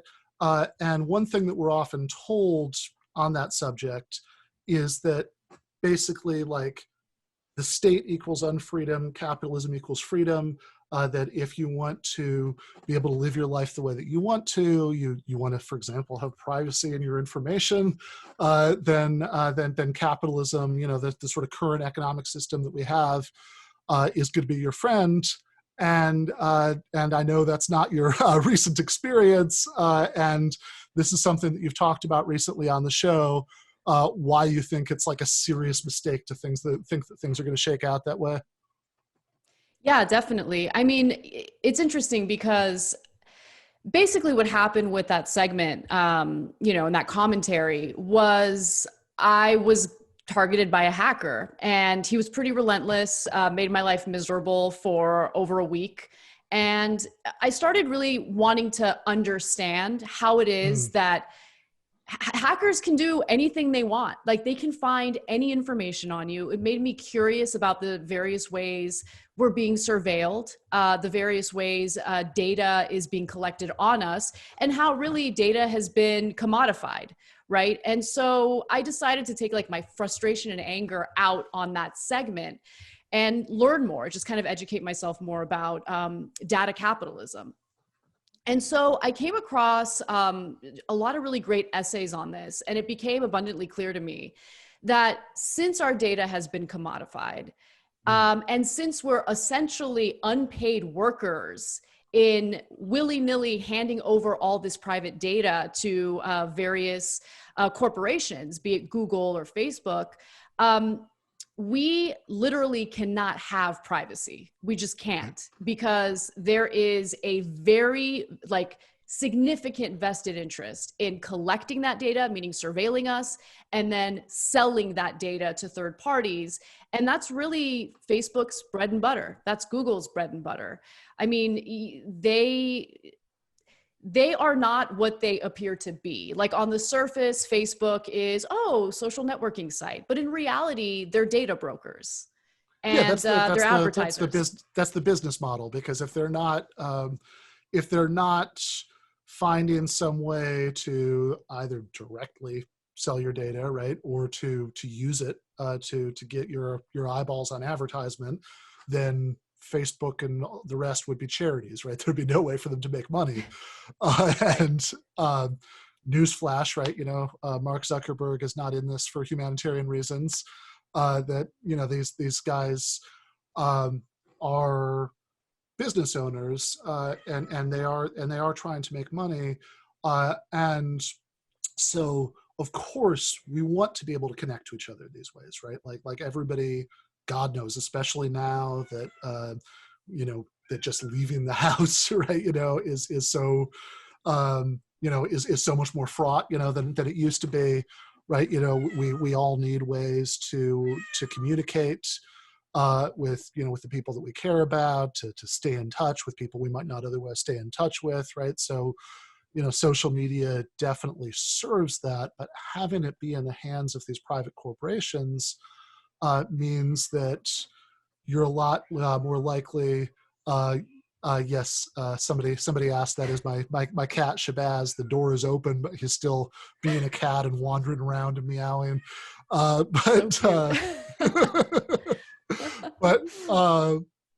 But because these are in the hands of private corporations, this isn't just a matter of saying, okay, all complex ecosystems have parasites. You're going to get, you're going to get hackers and stalkers and, all kinds of terrible people sort of nibbling around the edges, of any setup where they think they have an opening.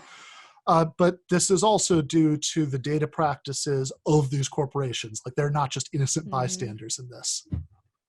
Absolutely. Exactly. And, what was really fascinating to me in like researching this particular segment was coming across various CEOs in Silicon Valley who were not only transparent about the surveillance and collection of our data, but unapologetic about it, just kind of saying boldly, if you haven't done anything wrong, you have nothing to worry about.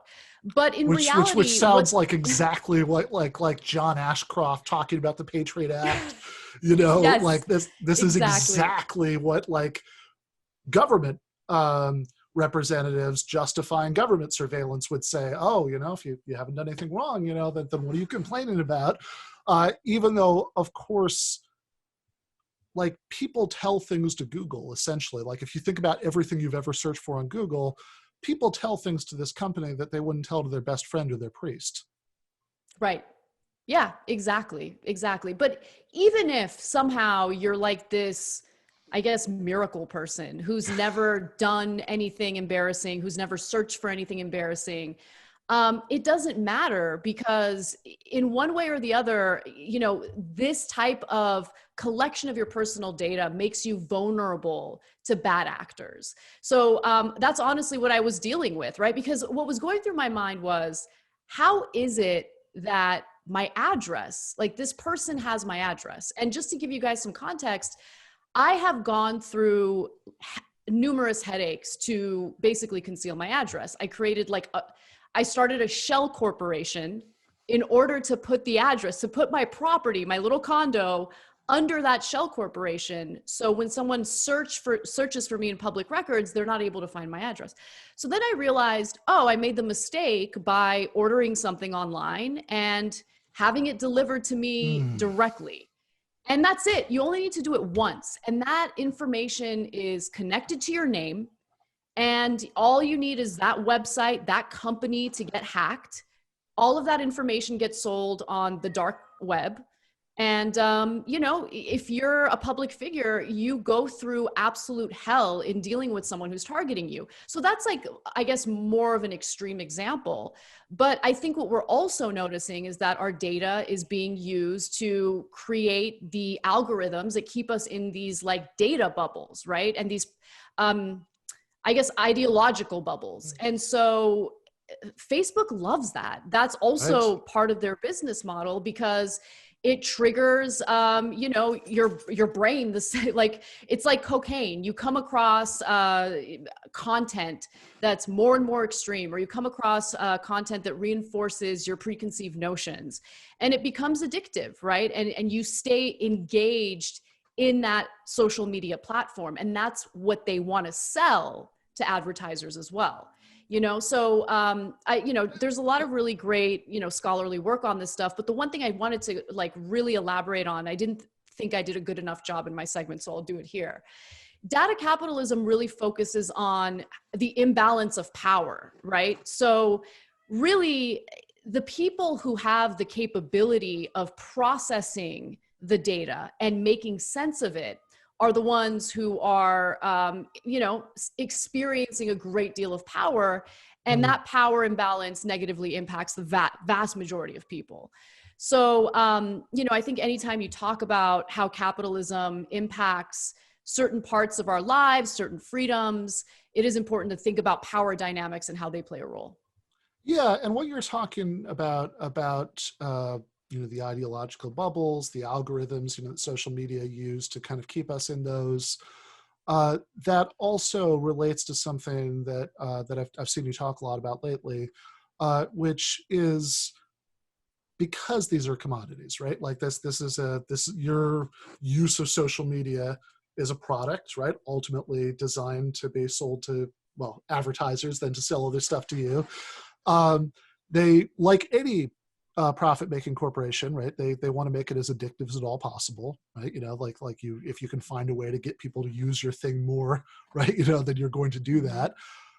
And this feeds into outrage culture in a really bad way because they have all these mechanisms, these like feedback loops, like the fact that every single social media platform includes some version of like likes and retweets that are designed to give you that like little dopamine hit, that like that, oh, I'm getting like lots of people seeing this and giving me some sort of approval. And oftentimes the things that solicit that, right, are anytime you can be like performatively outraged at someone who has, because most of us are not those miracle people, that you just referred to, who've never done anything bad or anything even that could be presented in a way that looks bad, right? Which is often enough, right? Like this case that I saw you talking about today of this progressive Democratic primary candidate, Alex Morse, who was vilified. Lots of people who shall remain nameless for this segment, who should know better, went along with this for essentially the sin of allegedly matching and hooking up with people who were 4 years younger than him, maybe, if that. Right. It was just nonsense, like absolute nonsense. I mean, Alex Morse, he's 31 right now, and he became the mayor of Holyoke when he was 22, I believe. And so when he was on both Tinder and Grindr, he was between the ages of 25 and 30. And so he would just match with people on these dating sites or dating apps who happened to be college students because he was so young himself. So of course it's like similar age, it's the same age group. Not his students, but students. Not his students, exactly. And so, you hear these arguments about how, well, even if they're not his students, there's a power imbalance there because he was an adjunct professor. And it's like, do you guys understand how little power, like part-time, like lectures, like it's just like they act as if it's like, oh my God, this is like some authoritarian dictator has all this power over this. It's like, relax. Yeah, and, I was an adjunct professor for years at Rutgers in New Jersey, and I mean, I of course had zero job security, or a little bit, because adjuncts were unionized there, but very close to zero job security. Certainly no employer health insurance. Like as an adjunct, often you're getting like the crappiest like version of like what's available on the Obamacare exchanges. There are like literally, certainly at that university, right, there are like literally graduate students who are getting paid more a year than adjuncts were. So the fact that somebody, like, it is to what's in your head when you hear the word professor, being an adjunct is to that what being an Uber driver is to being a taxi driver who might at least, be a member of the Teamsters and all that stuff, right? So it's, I mean, like, that's just one more layer of this, right? That like this neoliberal hellscape we're in, where like most people who have some kind of teaching job are either adjuncts, or maybe they have like full-time renewable contracts, but basically no security. And so the idea that he had like tons of power, not only over his own students, which was like, even that's like really not that much, right? But like, but that he had tons of power over any random person who happened to be a college student is a little bizarre. Liza Featherstone, who was on the show last week, who's a columnist for Jacobin, has a really good article there. It's called something like "The Left Needs to Stop Falling for Absurd Sex Panics," where she points out that if you're going to really run with this reasoning that anything that could possibly be described as a power differential makes consent impossible, well, one of the standout lines from the piece is, I have bad news for these kids about heterosexuality.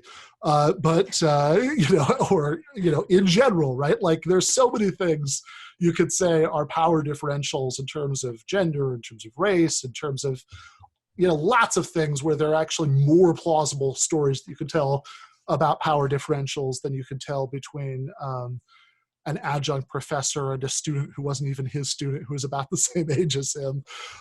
So this is like an especially absurd example.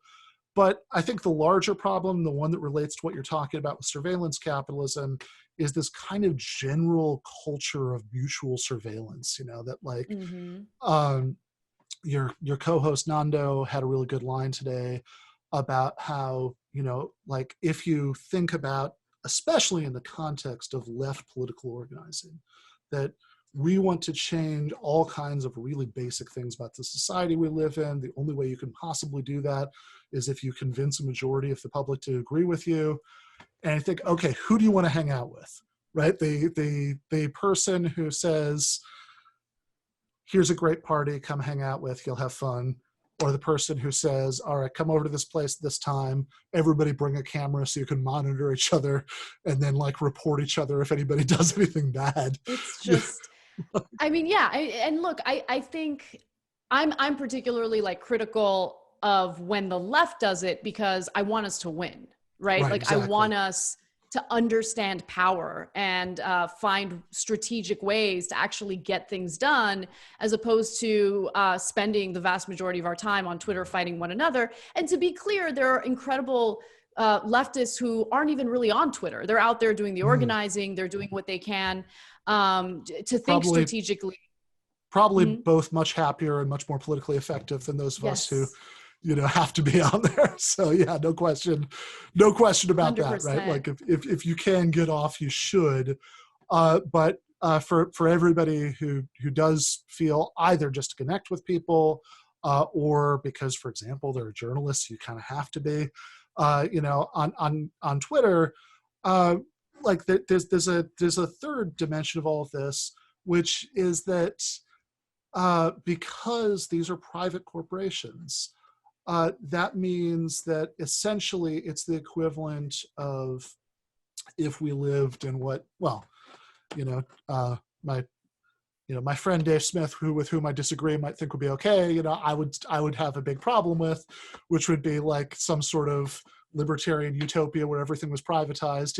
If like if the roads were private, right, that would mean that you couldn't have a protest where you marched down the street unless whichever rich person who owned the road was okay with it and agree with your cause.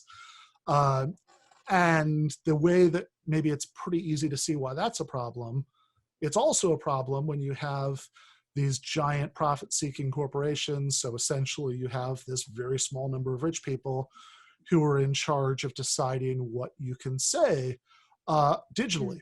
Right, on Facebook, on Twitter, on all of these, that there are, community guidelines, but those are incredibly vague and subjective. It is interesting because people try to make the argument that it's okay if your freedoms are being violated as long as they're being violated by private companies as opposed to the government. So, when I was thinking about how to frame my argument against data capitalism or surveillance capitalism, I thought about the fact that there really is a marriage between the private and public sector when it comes to surveilling you, really. I mean, when you think about what various whistleblowers told us about government spying, we learned about how easily telecommunications companies worked with the federal government and handed over all sorts of data and metadata about us that we were completely unaware of. They did it indiscriminately. It didn't matter if you were a good person or a bad person. It didn't matter if there was any evidence or probable cause, right? It was just everyone's being surveilled indiscriminately. And what that does is, whether it's a corporation or the government, it could lead to forms of intimidation, right? Because everything about you, all of this information about you, every thought that you Google search is in the hands of people who can misuse it and abuse it. And that's something that we need to be incredibly careful about. Yeah, absolutely. And yeah, like this combination, like it's this perfect storm of the fact that the companies do all this stuff to try to make the product more addictive, which in turn like feeds into all of the like the worst like pathologies of like online political discussion, which oftentimes people dismiss, oh, that's just online, whatever, don't worry about it, right? But of course, in practice, that's where a lot of people get news and information and talk about politics and even organizing, politically now that it's so much dicier, right, to do that in person, because of the coronavirus, and that this is all happening in a situation where there's really no guaranteed privacy at all, right? Because the companies will gleefully, harvest your information for, to sell advertising. They're also, as you said, they're thoroughly in bed with government surveillance, right? That there's a long history of this, but basically, anytime the national security state says, "Hey, we'd like to look at something," you're almost never going to get Facebook, Twitter, Google, fighting them on that, right? Like they Right. generally just say, why would they do that, right? Like what's in it for them? It's not their information, and they benefit, from having that cozy relationship, right? So they hand it right over, and because it's a private corporation, they're like those road owners, right? There aren't any laws particularly regulated who gets to drive on the road or who gets to hold a protest march down the road. It's just up to them, right? And then also, because it's where so much left political discussion happens, which again, I'm on the same page as you there, that it's like, I think a lot of these things are much more general problems. It's certainly not limited to the left. If you read, for example, John Ronson's book, So You've Been Publicly Shamed, one of his main examples in there is about somebody named Lindsay Stone, who was just like a random private citizen, and like she and her friend would go around to different sites and they'd take jokey photographs. And one of them was at Arlington National Cemetery, and there's a sign there that says silence and respect. And of course, she wasn't actually saying anything, but the gag for the photo was that she had her mouth open, like, right? And and then, she thought that like 10 of her friends maybe would like see it on Facebook, because like most people, she didn't pay very much attention to the photo settings. And she was just like mercilessly dragged about this for like a long time. And in that case, it was mostly by like conservative, patriotic military veterans, but like really like to the point where like every time she had a job interview, she'd be like, okay, if they Googled me, they saw this, she like didn't want to go out on dates because she thought the other person would like Google her and see this. It just like completely destroyed this person's life for a long time. So it's certainly not limited to the left, but it's especially concerning on the left because we want the left to win. And this kind of thing makes most people just want nothing to do with us. And not only that, I mean, it's antithetical to what the left is supposed to represent. And what I specifically mean by that, I mean, what is the left fighting for, right? Right. We want to make sure that humans live a life of dignity, that they are fed, clothed, that, healthcare is a human right. I mean, we want to make sure that we protect the livelihoods of people, right? I assume like that's what the whole core of socialism really is. And so why are we joining online groups of people who are calling for individuals to be fired, to lose their livelihoods? Like, how is that okay? Yeah, right. Yeah. Like, either, and again, it goes right back to what we were talking about the social media platforms, because there's the version of it where in both cases, there's this like weird impulse to tattle to authority figures that we don't even necessarily think should exist. So whether it's like ratting people out to Twitter to try to get them, banned, or it's ratting people out to their employers, that they've tweeted something problematic. And, again, sometimes the things that count as bad here, I mean, all I think is, oh my God, if anybody had like, all the time, I was living in Miami in my 20s, like when I'd like go out to, this like bar in South Miami with my friends and like, just like joke around like human beings do, if somebody had like a running transcript of that, right, there's like, I'm sure I've said like 1,000 things that are worse than like anything that I've seen people often like get slammed for and get these like severe like social ostracism for online. Yeah, I mean, look, I had a raver phase. Like I loved going to raves, and I could never, I mean, I'm a little older now, so I probably wouldn't even want to go to a rave. But I just think about like, hey, these nights when, I mean, not during the pandemic, but before, when I wanted to just go out and dance, Yeah. and maybe have a drink or two and literally like just let loose and not worry about a Yeah. thing. All that goes through my mind is everyone has a phone. Everyone is ready and willing to film me in like my worst moment, maybe even take me out of context, put it online, and then I'm done. And look, I'm really lucky that, you know, TYT is where I've grown career-wise. And Cenk Uygur, for whatever anyone might think about him, does not cave in to any type of cancel culture or any type of pressure to fire people because of mistakes they've made. And trust me, there have been, you know, issues in the past. And he's just like, no, I know these people. I work with these people. I'm not turning my back on them. And I felt that same level of respect and I guess loyalty from Michael Brooks. Yeah, And I of love course. that about him, because that made me realize, like, you know what? It's okay to kind of critique what we're seeing right now online publicly, you know, and he did it skillfully, strategically, and he's always incredibly nuanced. But I think that if we want to win, which is what he focused on a lot, we need to be appealing to a broader group of people, and we need to understand that we have differences, right? That's not to say that we accept disgusting, you know, racist rhetoric or course. hateful language. But I do think that, you know, digging through someone's Twitter feed to find, you know, a nasty tweet from 2009, it says you have some problems. Like you should not be wasting your time doing that. Just keeping it real.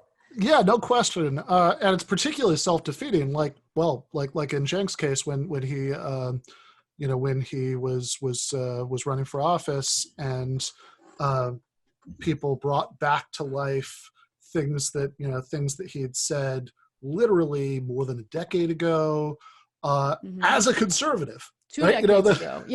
Yeah. Like, and so it's like particularly bad because like in that case, you know, even beyond any impact on him or his campaign or what that could have accomplished, you know, that like the message you're sending to everybody else, right? You know, is that, hey, all right, let's say that right now you have bad politics and you say dumb things. You don't have the option of seeing the error of your ways, right? Being convinced that we're right about politics, and then like coming to have healthier attitudes about all these other things that like maybe you like said stupid or bigoted things about before, because we are going to literally continue to hold that against you forever.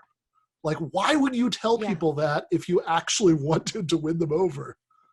Then there's literally no incentive to evolve, to grow, to change. And if the first, you know, few words you hear from someone are incredibly antagonistic, then, you know, you're less willing to open yourself up to their perspective. You know, if someone approach it like that, I think it just makes a lot more sense to try to persuade people to open up a dialogue. And that's not easy to do. It's actually very difficult and uncomfortable at times to engage in some of these, you know, these dialogues about controversial issues, especially about race. But you have to. That's how you win people over. You don't really do anything other than really help our enemies in creating these factions within the left. And that's really what I've been noticing. It's just this, you know, confusion about who our enemies really are. And really, I love that you use this phrase in your latest Jacobin piece, and Michael used it in his book, confused moralism, right? It's confused moralism. In reality, you're creating a situation where people are just fragmented and don't have any connection to one another. And if we keep perpetuating that, I mean, it's going to make accomplishing what we want to accomplish in this country, in this world, a lot more difficult than it needs to be. Yeah, no question. That, we need to be able to make some differentiations that, like, sure, there's no moral argument that you can give to Jeff Bezos that's just going to convince him to give away his, I guess now it's $1 trillion, and or turn Amazon into a worker co-op or any of these things, right? Like, that's not going to happen. You have to take it from him.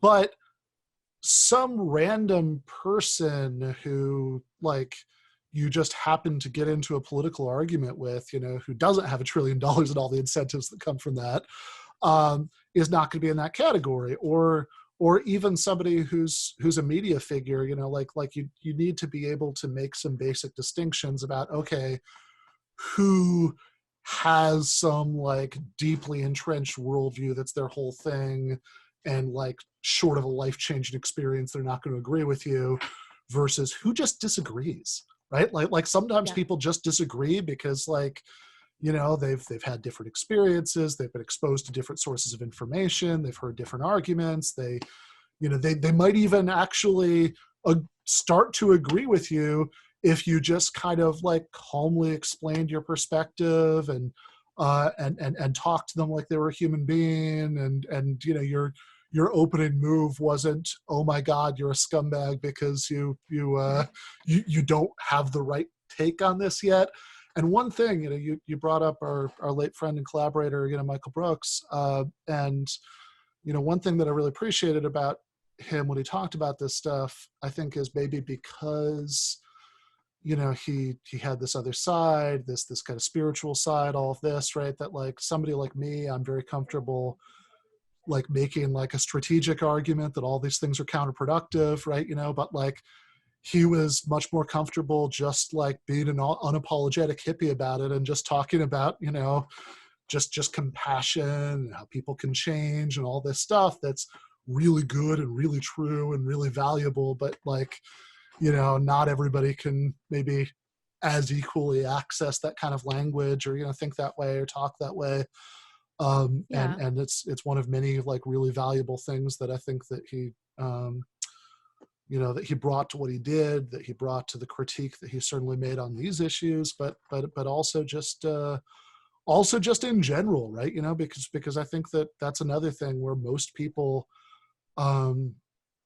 aren't going to have the, necessarily the same hangups about that stuff that some of us are, that, like, I think most people can kind of see the power in just sort of saying, like, hey, don't be like this, right? Like that this isn't how we want to be, right? And of course it also ties into the larger thing you're talking about, because this isn't what we're fighting for in the first place, right? That, like, we don't want to, like, in a way, like, this whole thing where we should just constantly be surveilling each other to see if, like, anybody ever had a bad take or told a tasteless joke or anything like that. Like, in a way, like, this really gets into this way of thinking about what's wrong with society that's, like, would be a much more natural fit for, like, conservatives who think that, oh, if there's crime and other social problems, it's because people have, like, bad characters. If our whole thing is that we want to, well, again, reach, go back to Michael, be ruthless with systems and kind to people, that we think that, no, it's not just because, like, some people are just randomly bad people or they have bad culture or anything like this, but that there are bad systems in place, that lead to outcomes that we don't like. And that what we want is not to try to perfect individuals, right? To, like, reach in and, like, change the thoughts in your head so you're always thinking correct things and, having the right attitude towards everything. What we want is to create a society in which everybody can have their basic needs met and people can have more control over their lives, both at work and everywhere else, and have, honestly, more privacy. So you can, because the more privacy that you have, the more of a sense of just a almost like a cultural safety net, that, like, that you understand that everybody's going to relate to you as a human being and is not going to decide that whatever you were your worst moment is what defines you forever, right? Like that's Right. part of what we want for everybody, which is why we're doing all of this in the first place. Yes, absolutely. I think that's a really great way to put it. And also, I think a really great way to start thinking about this is, practice some skepticism when you come across the latest outrage on Twitter, right? And ask yourself, okay, could there potentially be some motivations behind publishing this like negative article on this person?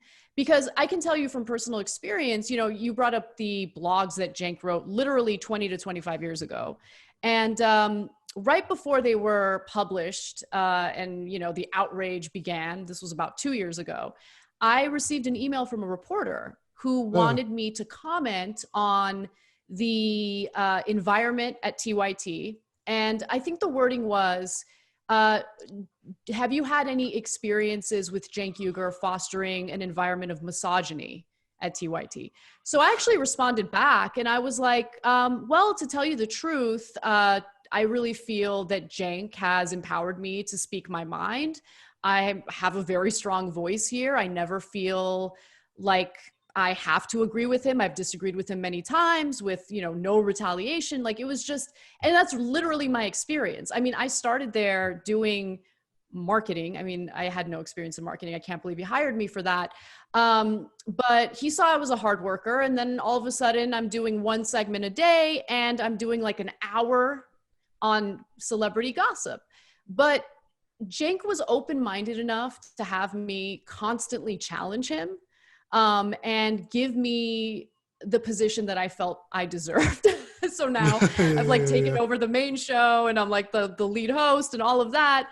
And a misogynistic guy doesn't do that. I mean, we disagree and argue all, but anyway, the reason why I'm giving you all this background is because he never published my statement. That statement was never published because what he was doing was politically motivated. And it was just so frustrating to see that. And it was frustrating to see people turn their backs on Cenk so easily, just based on, again, blogs he had written 20 to 25 years ago. And we really need to practice a little bit of humility and think about us as college students, for instance, and, the dialogue we engaged in, the activities we participated in.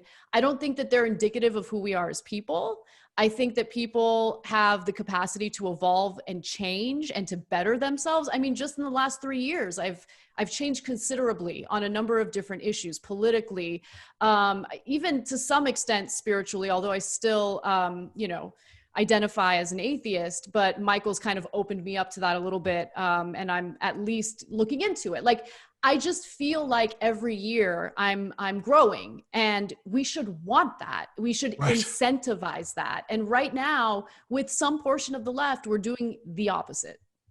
Yeah, for sure. And I guess the one thing that I'd add to that is I think that it's probably hardest but most useful to try to get into that habit, as best we can, right? Of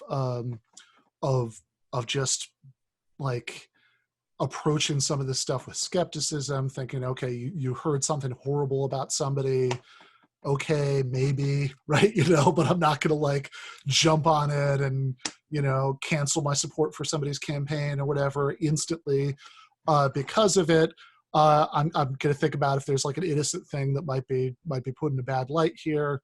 And it's hardest to do that when you maybe like dislike somebody, which you might for all kinds of reasons, right? That in the decades, right, since he's politically evolved, since he wrote those blogs, right, Cenk has done commentary on tons of things that I'm sure tons of people have all sorts of reasons to disagree with, right? That like, and oftentimes, people form, these parasocial relationships with media figures that can lead to like, to like really feeling connected to them. That can also lead to like, just like deciding that like somebody who has enough takes that you dislike, like is just a terrible person.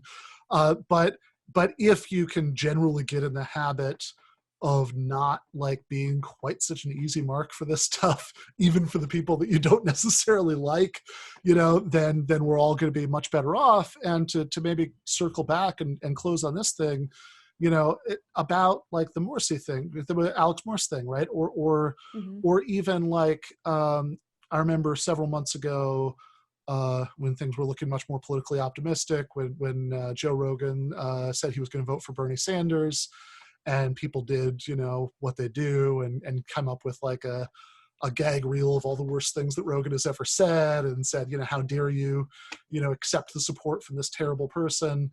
And in both cases, right, both that and the Morsi one were cases where people who were centrists, who had a political reason to want to do this, right, were very consciously stirring the pot to try to use this, against the left.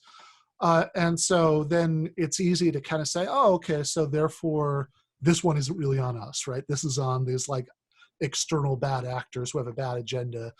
But then my question is, okay, but in both cases, why did so many people who really are on the left go along with it, right? And I think that that's the way that maybe the same culture of sort of personalized moralistic nonsense that leads to people hearing Adolph Reed say that we should focus on poverty rather than racial disparities in poverty, even while being real about the racial history that led to those disparities. And hear, oh, so what you're saying is that racism doesn't matter, or that leads to people being quite such easy marks for the Alex Morse thing, right? That like this stuff is not just like a bad way to relate to people, a bad way to go through life, although it's certainly all that, right? But it's also something that really leaves us open to, makes us very weak and very, very attackable in ways that I think a version of the left that got over some of this stuff really wouldn't be. Yeah, I think we also need to understand what a threat the left is to moneyed interests. And I just think that there needs to be a fundamental understanding that when you threaten the wealth and power of people who have enjoyed that wealth and power for so long, they will do anything and everything to destroy you, to divide you. And the fact that we are falling for their, disgusting, cynical strategies makes me very sad. It's sad to see it over and over and over again. And, I'm sure people are going to see this and cancel me, and okay, that's fine. But then what do you accomplish? Like, what is the end goal? And it might trigger something in your brain, the same way real activism and real organizing does. But in reality, you've accomplished nothing. And what we've seen year after year after year on every single issue, but since, civil unrest and race is really front and center right now, on race in particular, have we seen improvements on how Black people are treated in this country, or an improvement in their living conditions? Of course not. When it comes to actually changing and fundamentally restructuring the system that actually would lead to significant benefits, not just in their lives, but in everyone's lives, we're getting all this like superficial stuff that gives you like the cute aesthetics of change. And I'm sick of that. I'm really sick of that. I'm tired of them basically telling me like, oh no, we decided to pardon one person from prison and we publicized the hell out of it, and thus we've done criminal justice reform. Right. No, right. that's I'm sick of that. We've still got the stuff. highest incarceration rate in the world, but like we let out this person. We still have this incredibly militarized style of policing, but don't worry, right? Any athletic event, even a hockey game, will have Black Lives Matter, logos on it. It's basically a situation where not only is there an attempt to kind of placate discontent with real problems, with really empty symbolism, but all too often we're falling for it, right? That like people really who identify with movements to change these things are really focused on those symbolic victories, right? We can't get, like we're not going to actually change the underlying proportionate like distribution of wealth and power that disproportionately hurts Black people, but we can get this street sign changed. We can get this company to make some PR gesture of putting up Black Lives Matter at their events. We can get this company to fire somebody who said something stupid on Twitter, and all of that really leaves them off the hook, because if all we're essentially demanding from people who have power is that they make the occasional gesture in the direction of caring about this stuff, then really their only question is going to be, okay, but like, you're not coming for any of the money, right? Yeah, it's absolutely, it's not about, shop signs and public statements. And look, I'm not minimizing the importance of renaming military bases that honor Confederate soldiers, right? But what my point is, we shouldn't have military bases named after Confederate soldiers, but it's also a little disturbing that was packaged together with giving even more money to the military, and it was still treated as some sort of progressive victory. But think about that for a second, because it was so symbolic of how everything is going down right now in the United States, right? And it was all like summarized in one tweet. I think I retweeted it. It was something along the lines of military bases will be renamed, and Congress has approved increased military budget. But I mean, think about how, while we might rename bases, we're bombing and murdering Black and brown civilians throughout the world right now. Like that is what we do. We murder people. Okay. Yeah. You imagine like somebody in Yemen, like huddling like in a basement because there's bombing going on, maybe by the Saudis, but with American planes refueled at American bases, like reassuring their family members that don't worry, right? Like these bases where they're refueling don't have those terrible offensive names anymore. Look at what we just did in Bolivia. I mean, we orchestrated a coup in Bolivia, and that has led to utter devastation for the Native community there. It's just indigenous community. I'm sorry about that. For the indigenous community there. And was there any actual, example of like a democratic process following the ouster of, their leader? No, Evo Morales is gone, but now you have this right-wing government that's been incredibly brutal to, the indigenous community. And keeps on announcing that they can't have elections because of coronavirus. I mean, it's just, we need to take a step back and stop focusing on demanding like this facade. Like we're asking for it, we need to change the actual system, and we need to like restructure all of it. Otherwise we're just playing the same game that honestly leads to more suffering, more pain, more poverty, more disenfranchisement, more division among races, more division within like the same political party or within the same movement. I mean, we're so fragmented, so divided because the ruling class, the elite class, know how to play us, and we fall for it all the time. Perfect. Thank you so much, Anna. Really appreciate the conversation. Hope you come back soon. Of course, I loved it. Thank you, and congratulations on your show. I absolutely love it. All right, thank you so much. So that was Anna Kasparian from the host, producer of The Young Turks, I guess the main host on the main show now, and also the co-host along with Nando Vila, who we're going to talk to sometime in September, of Weekends on Jacobin, which I hope everybody is watching. We are going to be joined next week by Jean Bajalan, who co-wrote an article a few years ago with our mutual friend Michael Brooks about how the GOP is like the ruling party in Turkey, the AKP. I thought it'd be interesting to revisit that analogy now that Trump is doing things like tweeting about how we should delay the election and having peaceful protesters shoved into unmarked cars. And then Eric Levitz from New York Magazine, then Matt Chrisman from Chapo Trap House, and finally Megan Day from Jacobin.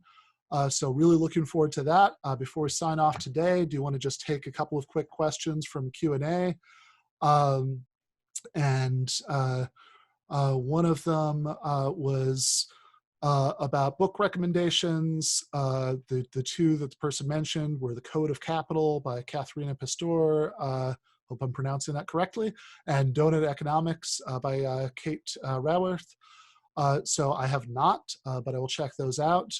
There's a question about something that came up in the conversation with Dave Smith about power corrupting, about whether this means that we shouldn't want to have more government programs because that gives the state more power.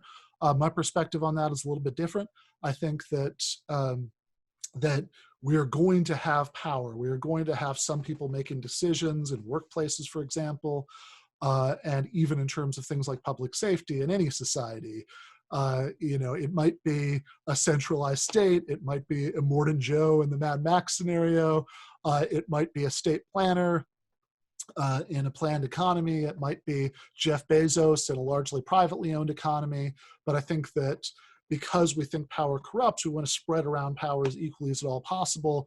And I think that various moves that bring us to a greater point of economic equality and give workers more power in the workplace, whether that's by turning those workplaces into cooperatives or in some way that's combined with public ownership, is a way to do that. There's a question about the unionization situation at TYT. I've heard different things about that. I know that I don't know, which is why I haven't directly addressed that. But look, I want every workplace to be unionized, as a matter of course, always. There was also a question about comments Biden made about wanting a nationwide mask mandate. Obviously, there are places where you shouldn't have to wear a mask. If you're walking your dog in a deserted neighborhood, you don't have to wear a mask for, you shouldn't have to wear a mask for that.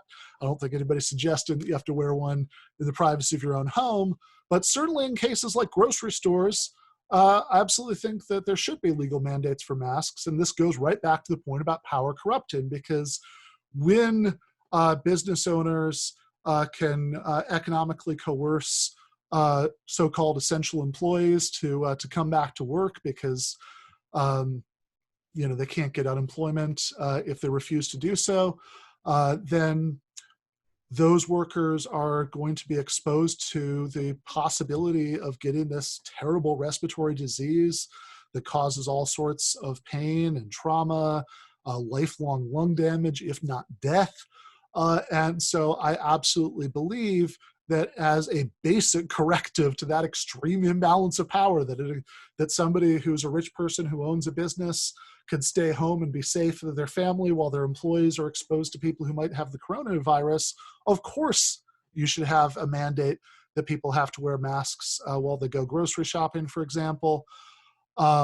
Yes, I actually think the DMV is extremely well run and much more responsive to the needs of people who use it than most private institutions, and that even Gary Johnson, who was the Libertarian candidate for president last time, said that licensing drivers is the sort of thing that the state that is a legitimate function of the state. He was booed for that at a Libertarian convention, which I have to say I thought was pretty funny.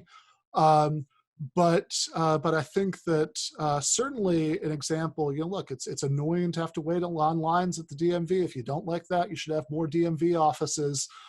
So the lines will be shorter, but but public licensing of drivers is a good thing. There was a question for Anna. I thought about asking her, but I wasn't going to do that, about jokes about Dave Rubin.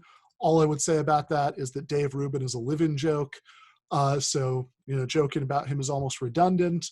And in particular, going back to the DMV question, I think that an extraordinarily well-run public institution is the post office, which does things like deliver mail for people who live in isolated rural areas where you would never have an incentive for a private mail delivery service to set up in any kind of cost-efficient way to take them from California to Alaska for 50 cents, as well as providing lots and lots of good union jobs.